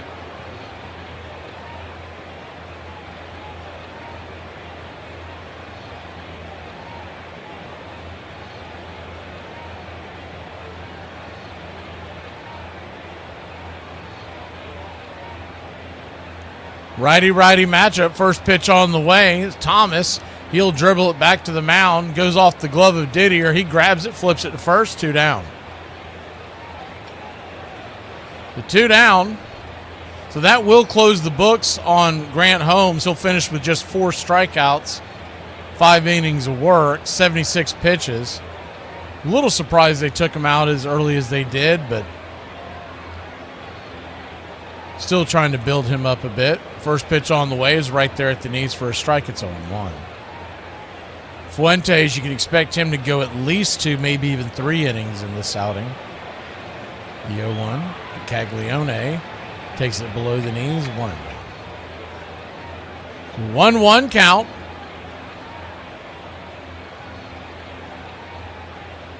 Kicks and fires in the dirt. 2-1.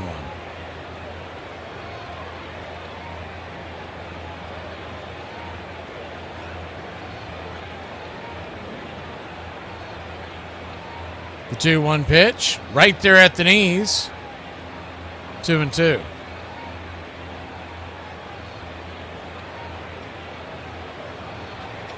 Kansas City 3, Braves nothing. 2 out, nobody on. The 2-2 pitch. Caught, looking, strike 3. Bang, got him. Didier Fuentes. He looks much better than he did in 2025. We'll be back in a flash here on the BCR. If you come around me wearing AI meta glasses, I'm going to punch you in the face. Because what are you doing? Why are you wearing a wire? Why doctors sometimes referred to as quacks? Well, quacks comes from an old Dutch term, quacksalver, which basically means a fraud. And so in the old days, a doctor would just be pretending to be a doctor, pretend he'd had the qualifications, but he actually didn't know what he was doing. And these quacks often used to sell things, potions and cure-alls and things like that. That's what a quack is. Can somebody tell me exactly when people started, like, American men stopped talking like this? Like, you see here, boy, no one's gonna come into my house and tell me how to do the hokey pokey. When did they stop speaking like that? At the ripe old age of 63, Fenway was set for the 75 World Series between Boston and the Big Red Machine of Cincinnati. But it also provided the stage for a poignant family reunion. Red Sox pitcher Louis Tiant's father was in attendance, having received special permission to fly from Cuba to the United States. I had to be honest to you. I thought I'm never going to see him again. Warming up in the bullpen. Number 23, Louis Tiant.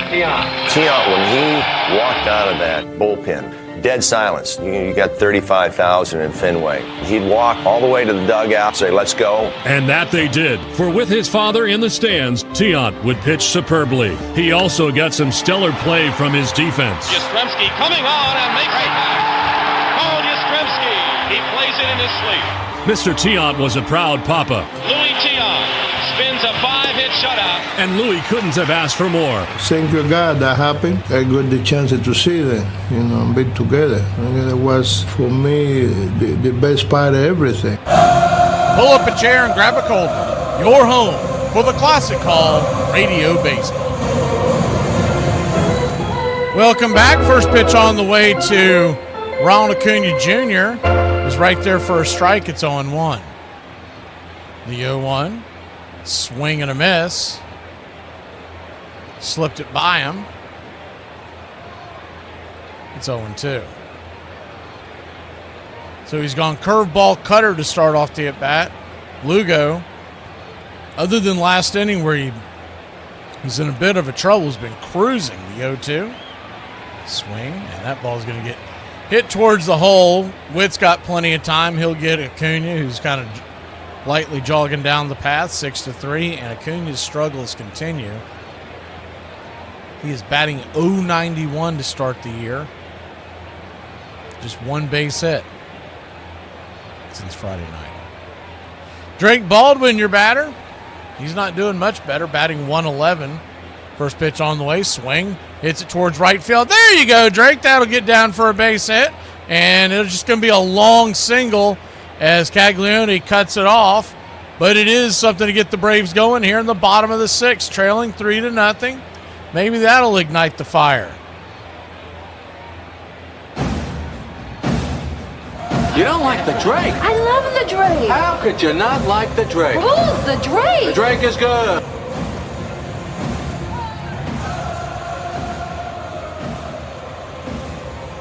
Matt Olson, the batter, he comes to the plate, and first pitch is outside wide for a ball. It's 1-0. The 1-0. Way outside wide. Two-seamer misses. 2-0. 2-0 count.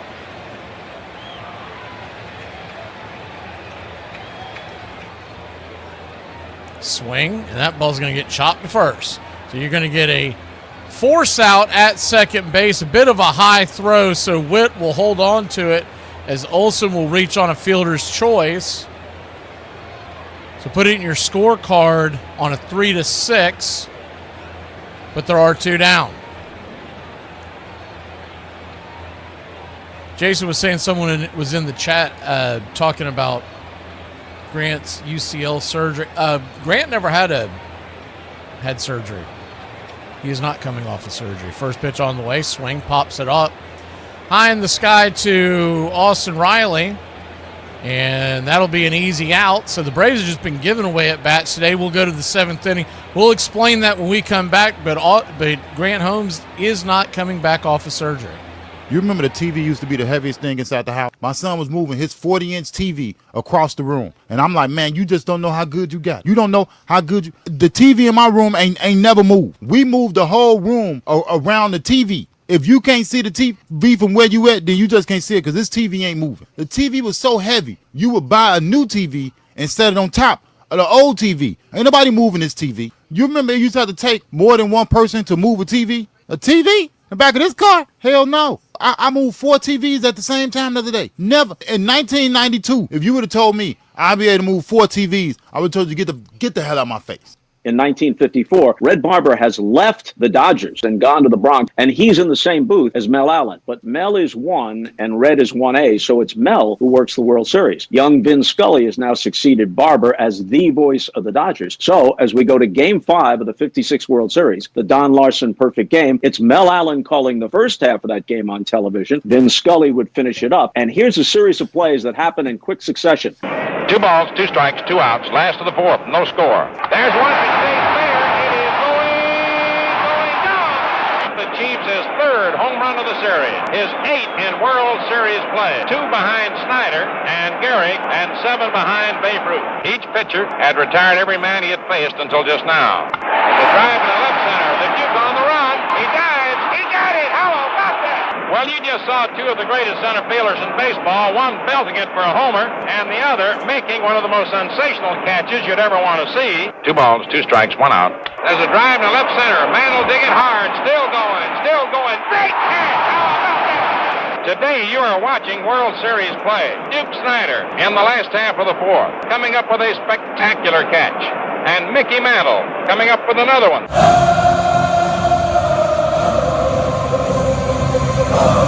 Welcome back. First pitch on the way. Swinging is banged over to short. Mateo will fire it over to first.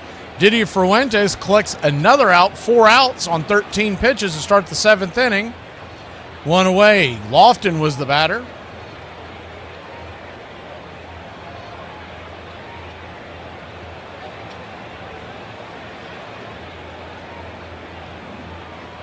It's one thing about Mateo. He can't hit worth the lick, but, man, he can go get him in the hole. First pitch on the way to Isbell, the number 9 hitter, is chopped just past his foot, rolls foul. It's 0-1.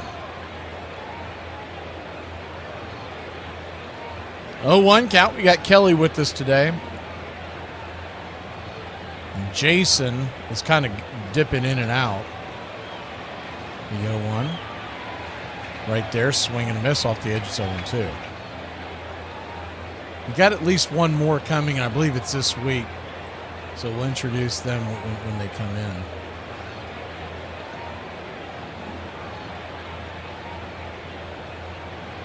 The 0-2 count. Kicks and fires. Nope, he got him strike three. Isbell, he's thinking about tapping his helmet, but he goes, nah.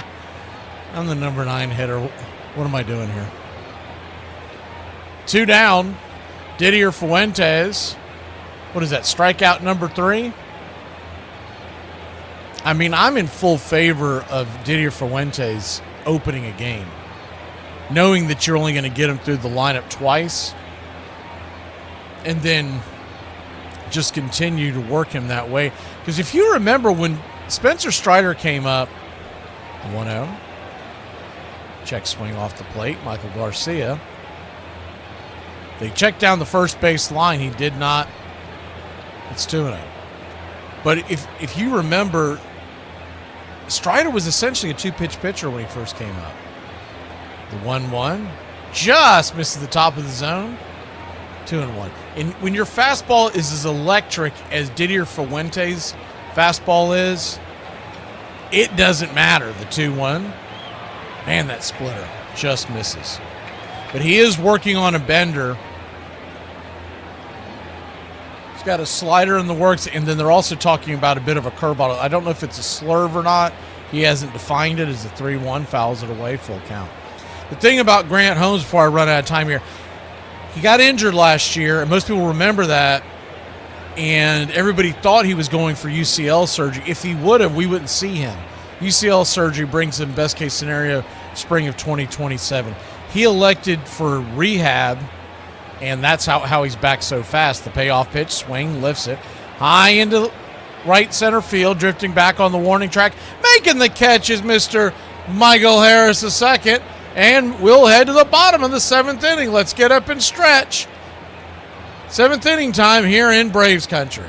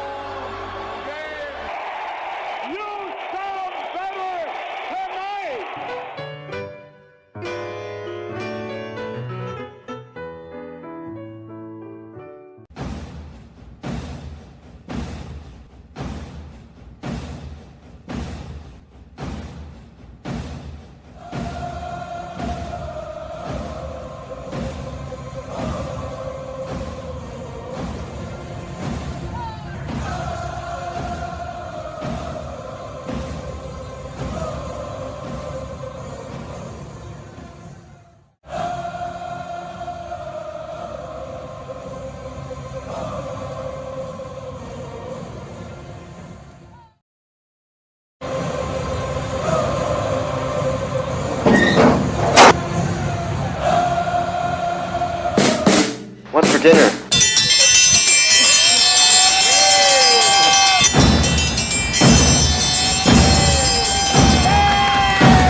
Hey, chef, what's for dinner?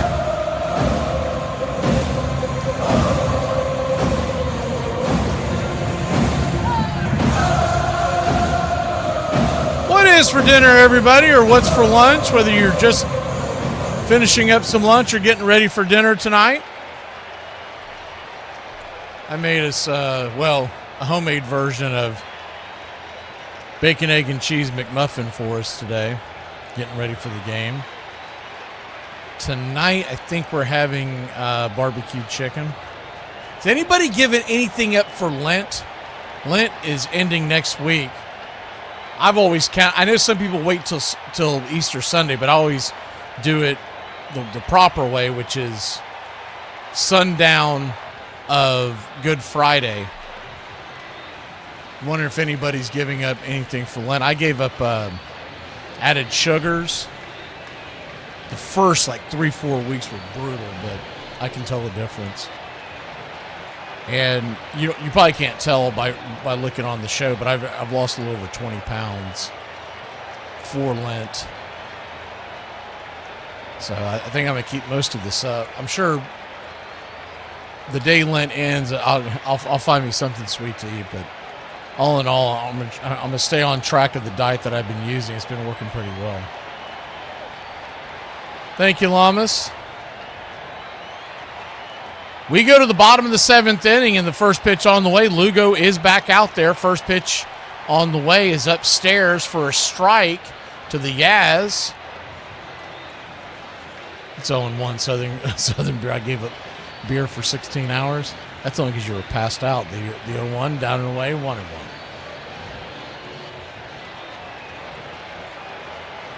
So 1-1 count. Kicks and fires, swing, laces it towards right field. Get down. That's going to get down for a base hit. And the Yaz is heading towards second. Here comes the throw. The throw is wide of the bag, and the Yaz will stay right there. He thought about heading towards third. Yes, it has to do! That's it, yes. Put everything on it. Don't hold back anything. Yabba, dabba, do. Yahoo! Yahtzee, baby! We got something going here with the Yaz.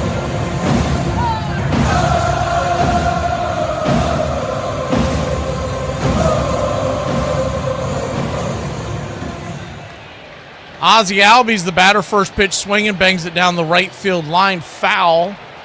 It's 0-1. Of course, the only way you can lose 20 pounds is if you have 20 pounds to lose, right? So it's my fault for getting up as high as I did, but didn't do anything super fancy, just cut out the extra sugars, and then I've been walking the dogs very often as the 0-1 pitch to Ozzie Albies swung on and lifted. High into right field, didn't quite get enough of that. Here comes the throw back into the infield, and there's one away. He's trying to lift it up in there into that jet stream, but it's died down quite a bit, and it just didn't get much of a carry. And that'll bring to the plate. Not sure what's going on here. Michael Harris the second. We must be getting a pitching change. Yeah, okay, we're getting a pitching change. Harris is heading back to the dugout. I thought they were pinch hitting for him. I was like, oh man, he looks mad. Strom, we saw him earlier in the series. Matt Strom, the former Philly, coming out of the pen. We'll be back in a flash here on the BCR Radio Network. Mac McGee and we're on the same team. The Country Club for Braves Country Radio. And we need more players. We need you to help us win the battle against hunger and poverty. You can sponsor Braves Country Radio. Teamwork is what the Country Club for Braves Country Radio is all about. And that's why we need you. For just $15 a month. Don't get greedy. Ask for $2.99. You can sponsor a child just like Braves Country Radio. I've been able to really help Braves Country Radio. And it feels so good. It's so easy. Just reach out now and start sending your love around the world. The Country Club for Braves Country Radio. If you join our team, we really can bat 1,000. Mac McGee. Who's waiting for help. There's room on our team for you.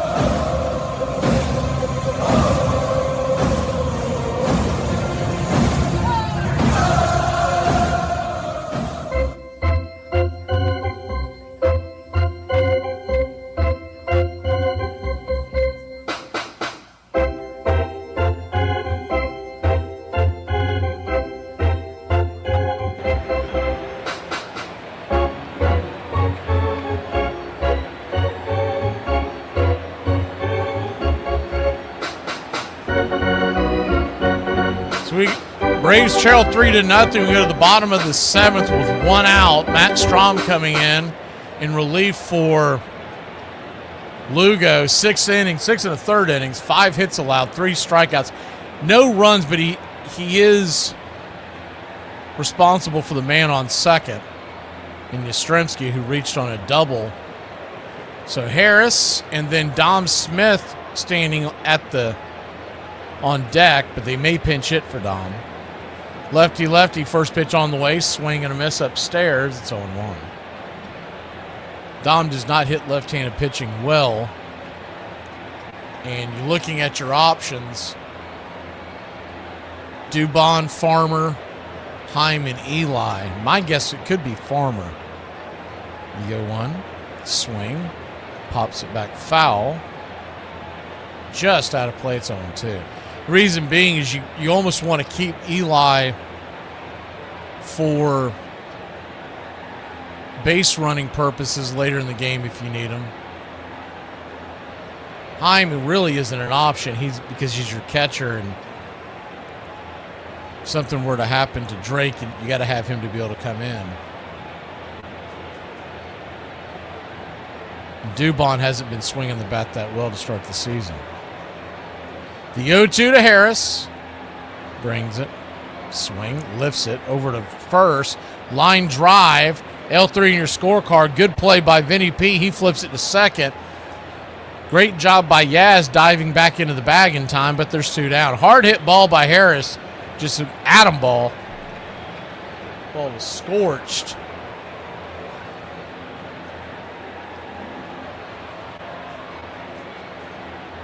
We've seen it a few times today. Sometimes the baseball guys are just against you.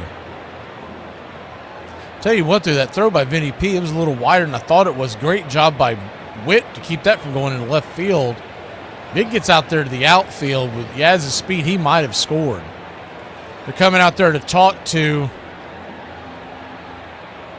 Strom. And I believe I guessed right. I did guess right. Kyle Farmer will be the batter. So Farmer the DH now.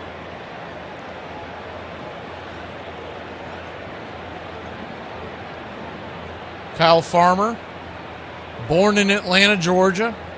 They live now in Jacksonville, Florida.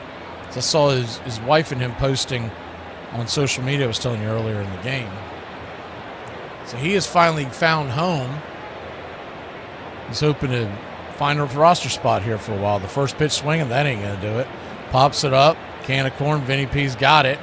Middle of the infield, F3, and that's not how you keep onto a ball club. So we'll head to the 8th inning here on the BCR. 8th inning we go. Rally time for your Atlanta Braves. 106 miles from Chicago. We've got a full tank of gas, half a pack of cigarettes. It's dark, and we're wearing sunglasses. Hit it. I have come here to chew bubblegum and kick ass. And I'm all out of bubblegum. It's happy hour. When wins become losses and losses become wins. You guys going to happy hour? I'll come for a couple. Just a couple, though. Not like last time. I need a drink. When buying a beer, buying only one beer can cause a misalignment in your spine due to the uneven weight distribution. This can cause unnecessary back pain and potential spine issues. To prevent this, carry 2 beers, ensuring your body is balanced and proper health maintained. Afternoon, everybody. Put my pants on, one leg at a time. Does Barry Manilow know that you raid his wardrobe? Guess what? I got a fever, and the only prescription. Ladies and gentlemen, we interrupt our program of dance music to bring you a special bulletin from the Intercontinental Radio News. You're in Braves country. Everybody drink a beer. They're making it laws where you can't drink when you want to. This stinks! Pretty soon we're going to be communist country. This is total BS! Oh, yeah? For me and the Lord, you gotta understand it. We're on a mission from God. I'm on the radio every day!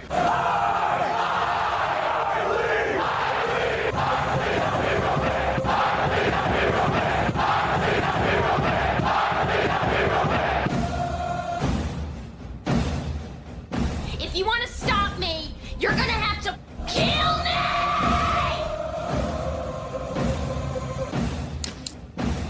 And you, music lover, you're next. You're so drunk you can't hit nothing. In fact, you'll probably see a double. I have 2 guns, one for each of you.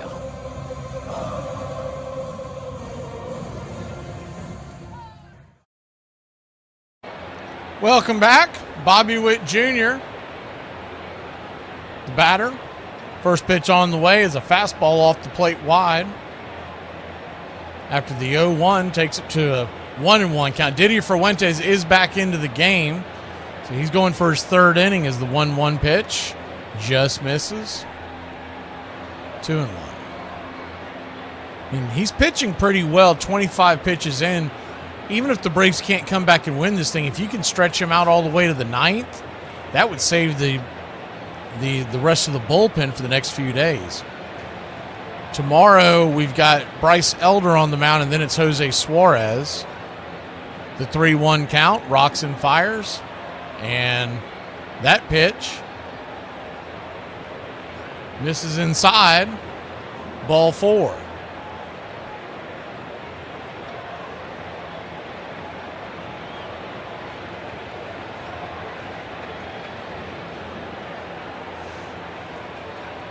So he'll head down to first.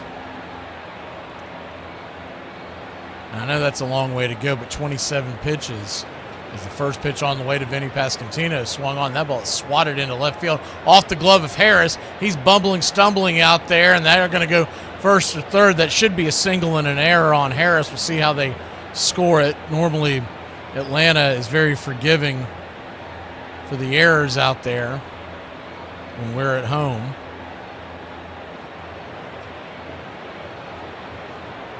I don't think the runner is going to make it to third without the kick of the ball.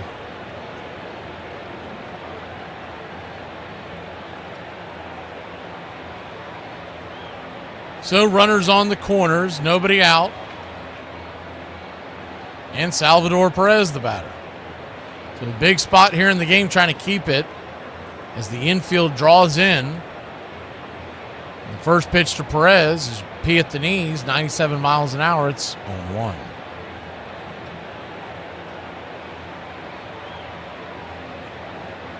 The 0-1. Fuentes comes set. Rocks and fires. Swing. Fouls it away. It's 0-2. Perez, big power hitter. Now, he does not run well. So you can factor that in the way you're playing this defense.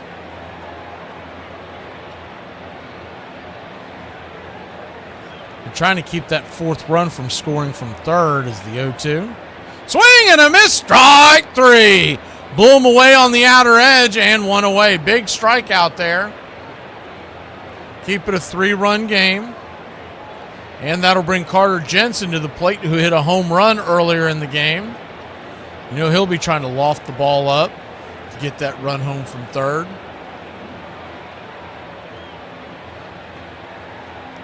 Righty-lefty matchup. First pitch on the way is right there at the knees. It's 0-1. Bobby Witt Jr. is the man at third, so he's got great speed. The infield is now at double play depth. Carter Jensen runs okay for a catcher, but he's still a catcher as the 0-1. Outside wide, 1-1. If you can get a routine ground ball, you should be able to turn 2. Now, he's a younger catcher, so he hasn't blown out his knees like most catchers have. But he's not exactly a speed demon either. The 1-1. Swing, fouls it back, 1-2. You'd love a strikeout here or a double play. Fuentes was shooting the outer edge, trying to get him to pop it up.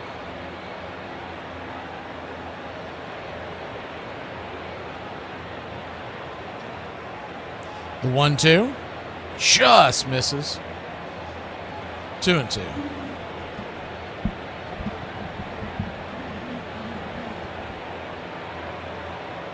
Two count. Fuentes brings it. Just misses. I mean, he is painting those corners, but just missing his spot. Full count. So a full count now. Standing on deck is Thomas. The payoff pitch, swing, fouls it away. We'll do it again. Might have chased one there, but a little too close to take. Remember, all he's really got right now in his repertoire that he's using in games is the splitter and the fastball. The payoff pitch. Swing, lifts it high into center field, and that should score a run. Harris is coming in. He'll make the catch. Fires it into the infield, but that'll be an easy run, and that was caused by the boot by Harris out there in center field, and it's 4-0 Kansas City. They did not line that up as an error, by the way, but it was 100% an error. That's become par for the course with Atlanta's scorekeeping, though. That they will always put some home cooking, hoping to skew the numbers for Gold Gloves, etc. First pitch to Lane Thomas is right there at the knees for a strike. It's 0-1, but I guarantee you Michael would tell you, yeah, that one's on me. The good news is Texas is leading Philadelphia 6-2 in the 7th. Pittsburgh's trying to win one in New York as the 0-1. Calls it a ball, but looks like Drake is going to challenge this. So we'll see if we get the call. Really close play. Close pitch, I mean. Looks like he hit. Yeah, he hit it. So there you go. It's 0-2. Good challenge by Drake.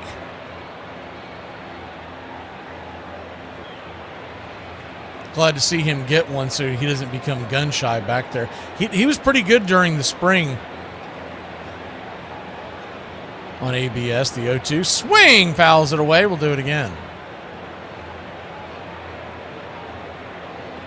I know it sounds insane, but it almost seems like that you would have been better off pitching around Jensen to load the bases to get to Thomas.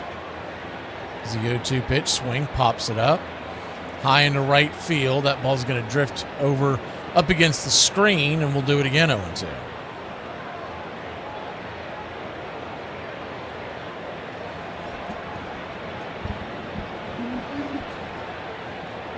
Four 4-0 your score. Braves trail. Top of the 8th. They scored 6 runs in the 9th in last night's game to walk it off. A grand salami by Dominic Smith. The 0-2 pitch in the dirt. 1-2. Good backhanded stab by Drake Baldwin to keep that ball from going anywhere. Runner at first, 2 outs.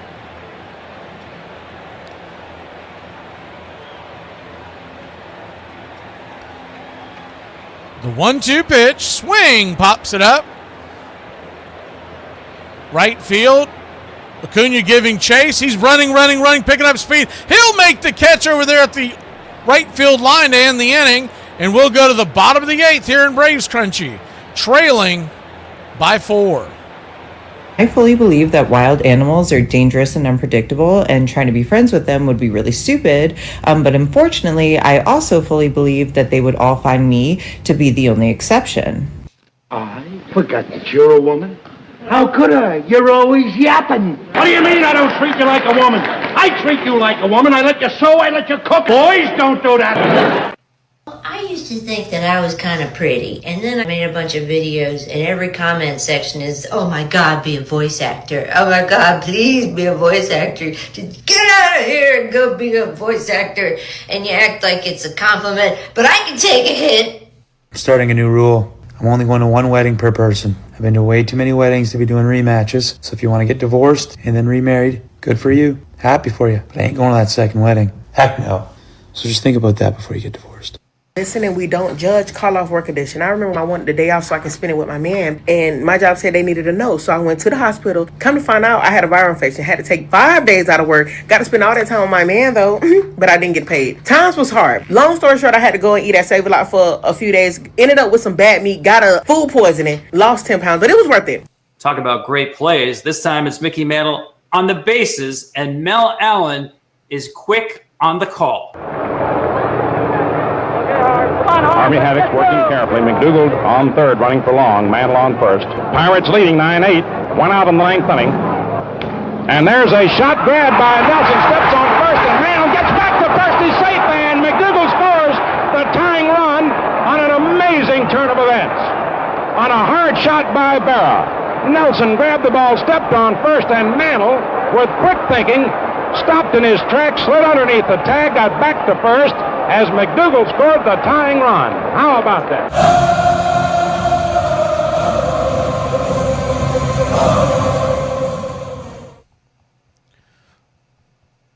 Bottom of the eighth we go. First pitch on the way from the right-handed pitcher coming in for the Kansas City Royals. John Schreiber is in the dirt to Mateo, the number 9 hitter. It's 1-0. The 1-0 smacks the inner edge for a strike. It's 1-1. Mateo just trying to get on board as the top of the order due up right after this. Trailing by 4, but you got Acuna, Baldwin, Olsen, Riley. 1-1. Smacks just the bottom of the zone. Filthy pitch. 1-2. So he's gone sweeper, sweeper, sinker. Schreiber, born in Michigan and drafted by the Tigers. The 1-2 to Mateo. Hits it high into right field, but that won't be very deep. Jack Caglione, Cagney and Lacey makes the catch. F9 your scorecard. 1 away. Ronald Acuna Jr. looking to get off the schneid. 0 for 3 today. He's had a terrible start to his 2026 season. The first pitch. Check swing. He went around, it looked like. Did he? They check down the line, and first base umpire rings him up. It's on 1. Emil Jimenez down there. Tomorrow you got the Braves and A's right here on Braves Country Radio. 6:15 will come on the air. 7:15 first pitch. Same thing on Tuesday as the 0-1 outside wide 1-1. Then we've got a double dip on Wednesday. The Braves take on the A's at 12:15. As Acuna steps out of the box for a second. And after that, we'll get Mariners. The 0-1.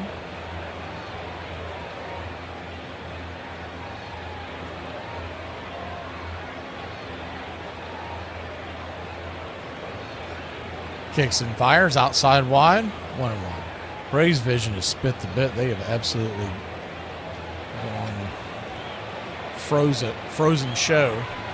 So I'm going to try to get over to the Kansas City feed, and hopefully they have a little better luck.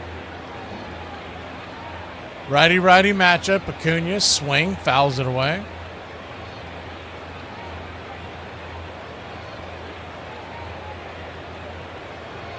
The 1-1. Turns and fires. Inside, ball 2 to him.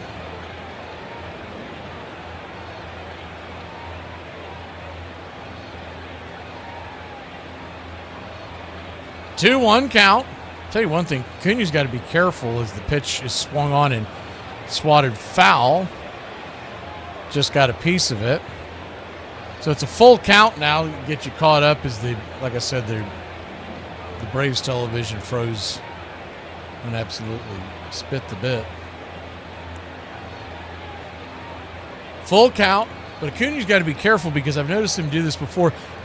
He's got this habit as the payoff pitch swing.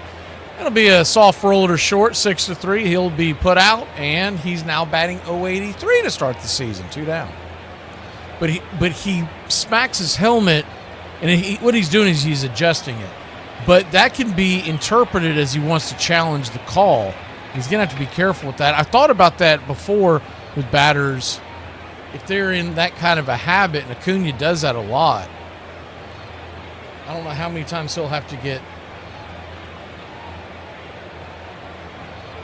called for that before he'll start changing his tune. But first pitch on the way to Baldwin is a sinker, fouls it out of play.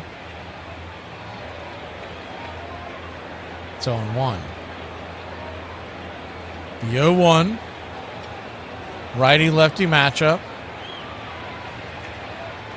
Check swing down and away. One. I do wonder if they have something set up where, if that's a thing, if if the umpire is going to double check with the batter and he has a chance to say, no, I wasn't challenging. 1-1. Down and away. Ball 2-2-1. Braves trail by 4. Nothing going here in the 8th inning. 2 up, 2 down. Baldwin standing at the plate. Olsen's on deck. The 2-1 pitch. Outside wide. 3-1. Yeah, Iron, that's the reason why this year I made a good strong effort not to draft as many Braves hitters. The 3-1 pitch upstairs for a strike, full count. And it's mainly because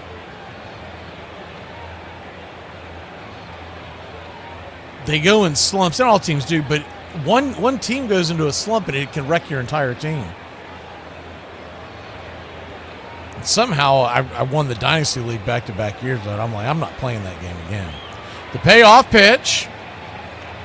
Swung on. That ball is belted high and deep. Going back on the track. Zip, boom, bam, it's gone. Ram-a-lam-a ding-dong. A solo shot and the Drake puts us on the board. It's 4-1. I love the Drake. How could you not like the Drake? Who's the Drake? The Drake is good. The Drake is good. Second home run of the year.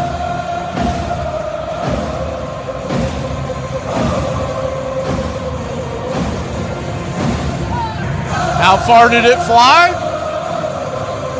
396 happy feet towards the chop house, and the Braves are on the board. It's 0-1 count to start off the at-bat to Matt Olson. Righty-lefty matchup. Schreiber tosses a bender in there. It's 0-2. Two bloops and a blast would tie it now, the 0-2. In the dirt, 1-2. Austin Riley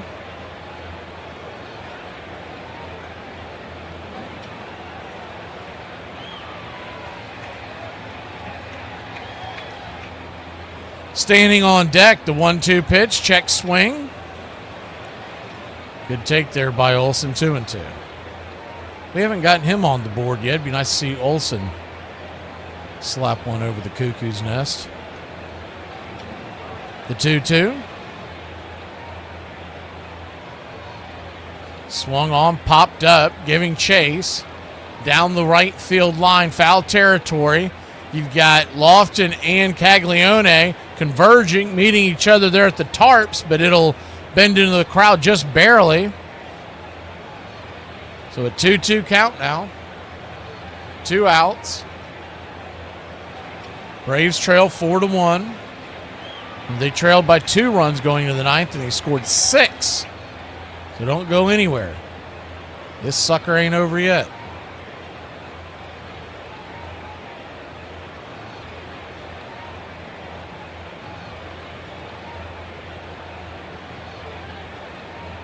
The 2-2. Caught, looking, strike 3, and no. Matt Olson wants to challenge this, so we'll see. It's going to be close. It was in the bottom part of the zone. Hopefully he gets the call. And no, he will not. It just touched the bottom of the zone. It's a low strike, but it's a strike. We'll head to the top of the 9th, trailing by 3 here in Braves country. Jack Caglione leads it off for the Royals. It's very important this Valentine's Day, you take your significant other and you kiss them under the fluorescent glow of the Dolly Gentile sign. Did you know that this Earl and this Earl are the same Earl? You see, both The Queen of My Double Wide Trailer and Goodbye Earl were written by Dennis Lindy. And Dennis had a very interesting approach to writing. Many of his songs were set in a fictional town that he created. He even made a map for the town. And around the map, you could find places like Earl's Engine Repair. Because remember, he is the Charlie Daniels of the torque wrench. In Lindyville, you can also find a water tower that says Billy Bob Loves Charlene. You can find Marge's Bar, but don't expect to listen to music there. And if you're lucky, you might catch Garth singing Colin Baton Rouge in Lindyville, or Elvis singing Burnin' Love, because Dennis Lindy wrote every single one of those songs. Lindy no doubt had one of the most interesting approaches to writing ever. I wonder if a butterfly ever wanted a tattoo of a fat single mother on its lower back. Did you know that pop stars and actors used to be famous because they were really good singers and actors instead of just being hot young people with money? Game 7 of the 1960 World Series, one of the most memorable and one of the most improbable games in baseball history. And now, as they go to the bottom of the ninth with the game tied 9-9, here's how Mel sets the stage for the drama to come. And so at the end of 8.5 innings, the score is New York 9, Pittsburgh 9. Ralph Terry on the mound. Sudden death now, last of the ninth. 9-9. There's the drive into deep left field. Look out now. That ball is going down. World Series delivered. And they're rescued. It's a little left field fence for a home run, and the Pirates win it 10-9 and win the World Series. The Pittsburgh Pirates are the champions of the world. You're a bad-mannered, bad-tempered, outrageous female, but I have discovered I cannot live without you. It's a shameful confession for a sane man to make.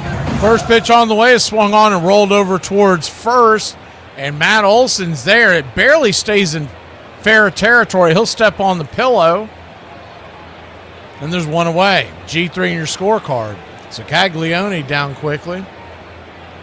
This will bring Lofton to the plate. Righty-righty matchup. First pitch from Didier Fuentes once again. High and out of the zone. It's 1-0. So Fuentes, like I said before, this would be big for him to eat 4 innings.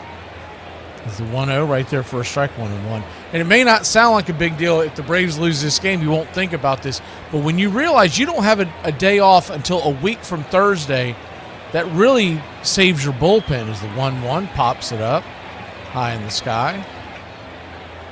F3 in your scorecard and 2 down. And if he can get this done fairly quickly, he's at 48 pitches, he would be available to come back out again at the end of the week. And when I say the week, I mean the work week. I'm talking about you could see him back in there again Thursday, Friday maybe. We play Monday, Tuesday, Wednesday in Atlanta against the A's, and then Thursday begins the road trip out west as the pitch right there to Isbell is there for a strike. It's 0-1. Mears and Urseg are warming up in the bullpen, the 2 right-handers. The 0-1. That ball's going to get lifted out to right field. Acuna was thinking about diving for it, but it drops down in front of him. And it's a 2-out single for the Royals.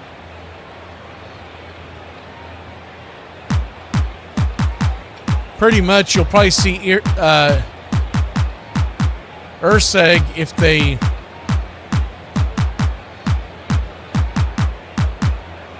they were to keep this score a 3-run game. If not, Mears would come in to mop up duty. First pitch is outside wide to Garcia. It's 1-0. After Hernandez getting slapped around last night, I don't think they want him in the closer role anytime soon. And plus, he threw quite a few pitches last night. The 0-1 outside wide to him, 2-0. We start a 4-game series in Arizona. So late starts. So get your coffee ready. We're going to Arizona, and then the land of Travis d'Arnaud is the 2-0 down and away, 3-0. Face the Angels early next week. It's a 7-game road trip, all out west. 3-0, right there on the outer edge, 3-1.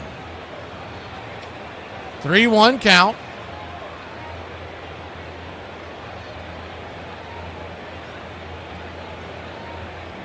Kicks and fires. Swing, fouls it away. Full count. Thursday and Friday, 9:40 first pitches. Saturday is a 4:10. Saturday's a 7:15. Sunday is a 4:10 on Easter Sunday. The payoff pitch, swing, pops it up, deep down the right field line, giving chases Acuna, running. He'll make the catch, and that'll end the inning. So nothing doing for the Royals, and I believe that's Easter coming out of the bullpen. We'll be back in a flash. Bottom of the ninth we go. It ain't over, baby, till it's over. I hate people that really can't just enjoy silence. Y'all know the type of people I'm talking about. Them motherfuckers that always want to damn just talk. Like, can we have a moment of peace? I can't date liberals. Sticking with my statement, I once went on a date with a liberal. I was like, I'm just gonna test it. You know, you can't talk till you try. I went. He commented on the fact that my profile or something said conservative on it, and he ended up just discussing with me the whole entire time about our separate political views and trying to convince me that I should be a liberal. At least I got free wine. That's all I'm gonna say. You ever got to deal with someone and think, I guarantee you they know which color crayons taste best.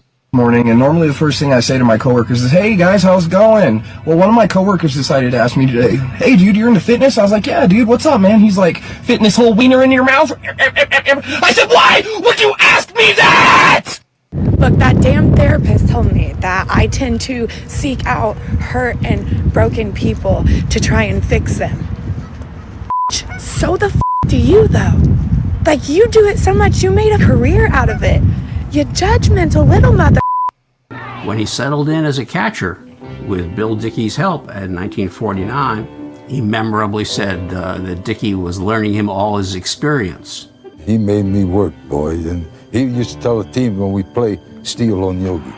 Here's a throw into the plate, and the runner is out at home. I remember one time he foul ball went right here and shattered the whole bar. That's the velocity of that pitch. He had just a little cut right there, but he went right back out and played. Strike two, fastball. Join the country club today. Help support Braves Country Radio. Join the country club today.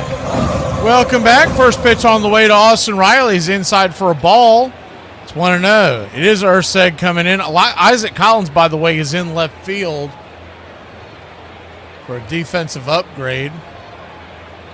1-0 Riley swung on and fouled back out of play. It's 1-1. Braves trail this one 4-1. We're in the bottom of the ninth. Kansas City 4 runs, 7 hits, and no errors. Atlanta 1 run, 6 hits, and no errors. 1-1. Swing, hammers it down the third base line, just foul. We've had a couple of those today that if they just went an inch or two to the right or left, this game could be a lot different. And that home run by Carter Jensen, that thing was wind aided. I mean, it got over the right field wall by a whisker. As the 1-2 high and out of the zone. It's 2-2. On deck is Yastrzemski, and then you got Ozzie. If they kept the line moving, it would be Harris. Farmer due up, but you do have some guys you could pinch hit for. The 2-2, swing and a miss, blew it right by him, 99 miles an hour. Went away. I don't know why he's not the closer, by the way. When we were doing some of our research for fantasy purposes and whatnot in the preseason, I mean, this guy's got elite stuff. Hernandez has lost his velocity. I don't know if it's mechanics, if it's an injury, but he's not the mid to high 90s guy he was when he first came on the scene. As the first pitch is a sinker off the plate to the Yaz. It's 1-0. So if you're looking for someone to pick up in fantasy closers, I would keep an eye on this young man here. 1-0 is in the dirt, ball 2-0. Depending on the spot in the game, your pinch hitter is the 2-0. That is off the plate. There is no way in the world that was a strike. I mean, that is easily 2 inches. It's a good frame by Perez, but we're out of. As the 2-1 pitch is swung on, that ball's going to get slapped into left field. So it's going to be down for a base hit. So easy come, easy go. We get on board anyways. And the Yaz, second base hit of the day. Yes, put everything yes, it does it do. Don't hold back anything. Yabba, dabba, go. Yahoo! Ozzie Albies now the batter. Righty-lefty matchup. First pitch is down and in. Take that for a ball. It's 1-0. You could see the disgust on Yaz's face. He looked back at the umpire because he knew he was out of challenges. This is the 1-0. Peppers it foul towards the third base dugout. It's 1-1. So now a bloop and a blast would tie this game. Standing on deck is Michael Harris II. And once again, you got three guys to pick from if you want to pinch it for Farmer. The 1-1 swing hits it up the middle, and this could be trouble. It's going to be a 6-3 putout. Witt fires it to Vinny P, and the Royals win 4-1. 4 runs, 7 hits, no errors. Atlanta, 1 run, 7 hits, no errors. Name of the game today, Braves just did not hit, and they were giving very early at bats. They were not making Lugo work deep, and he went deep into the game on a very small pitch count. He went 6 1/3 innings, and the Braves fall to 2-1. Kansas City staves off the sweep. We win the series, and we're back at it against the Athletics tomorrow.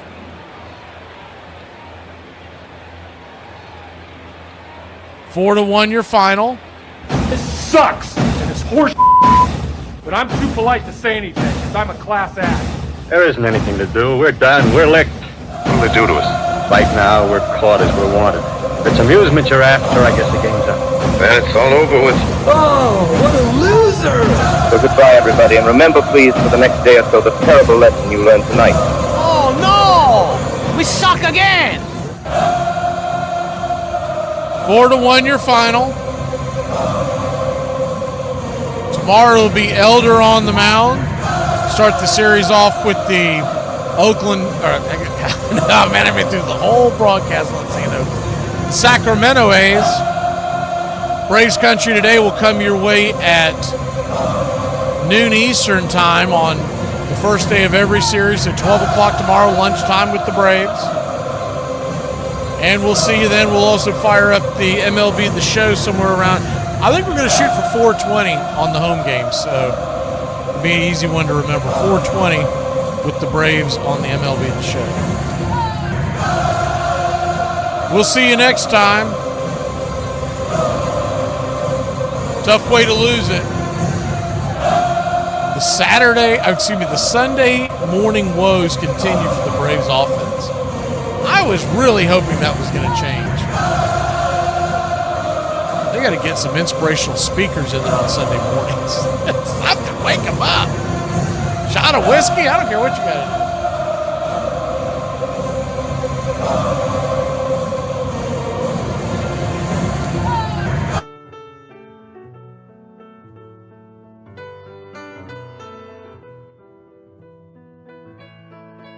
Casey at the Bat by Ernest Lawrence Thayer.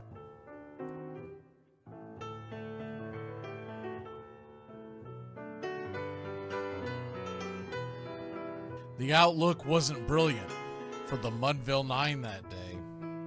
The score stood 4-2, but with 1 inning more to play. And when Cooney died at first and Barrows did the same, a pall-like silence fell upon the patrons of the game. A straggling few got up to go in deep despair.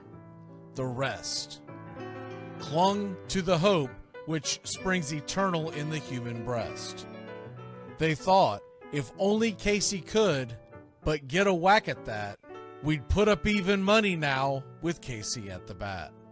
But Flynn preceded Casey, as did Jimmy Blake, and the former was a hoodoo, while the latter was a cake. So upon that stricken multitude, grim, melancholy sat, for there seemed but little chance of Casey getting to the bat. But Flynn let drive a single, to the wonderment of all, and Blake, the much despised, tore the cover off the ball. And when the dust had lifted, and men saw what had occurred, there was Jimmy safe at second, and Flynn a hugging third. Then from 5,000 throats and more, rose a lusty yell. It rumbled through the valley, it rattled in the dell. It pounded on the mountain and recoiled upon the flat, for Casey, mighty Casey, was advancing to the bat. There was ease in Casey's manner as he stepped into his place. There was pride in Casey's bearing, and a smile lit Casey's face. And when responding to the cheers, he lightly doffed his hat. No stranger in the crowd could doubt 'twas Casey at the bat. 10,000 eyes were on him as he rubbed his hands with dirt. 5,000 tongues applauded when he wiped them on his shirt. Then while the writhing pitcher ground the ball into his hip, defiance flashed in Casey's eye, a sneer cooled Casey's lip. And now the leather-covered sphere came hurtling through the air, and Casey stood a-watching it in a haughty grandeur there. Closed by the sturdy batsman, the ball unheeded sped. That ain't my style, said Casey. Strike one, the umpire said. From the benches black with people, there went up a muffled roar, like the beating of a storm waves on a stern and distant shore. Kill him! Kill the umpire! Shouted someone on the stand, and it's likely they'd have killed him had not Casey raised his hand. With a smile of Christian charity, great Casey's visage shone. He stilled the rising tumult, he bade the game go on. He signaled to the pitcher, and once more the dun sphere flew. But Casey ignored it, and the umpire said, Strike two! Fraud! Cried the maddened thousands, and echoed answered fraud. But one scornful look from Casey, and the audience was awed. They saw his face grow stern and cold. They saw his muscles strain. And they knew that Casey wouldn't let that ball go by again. The sneer is from Casey's lip. His teeth are clenched in hate. He pounds with cruel violence his bat upon the plate. And now the pitcher holds the ball, and now he lets it go, and now the air is shattered by the force of Casey's blow. Oh, somewhere in the favored land, the sun is shining bright. The band is playing somewhere, and somewhere hearts are light. And somewhere men are laughing, and somewhere children shout. But there is no joy in Mudville. Mighty Casey has struck out. Casey at the Bat, Ernest Lawrence Thayer, published June 3rd, 1888. San Francisco Examiner.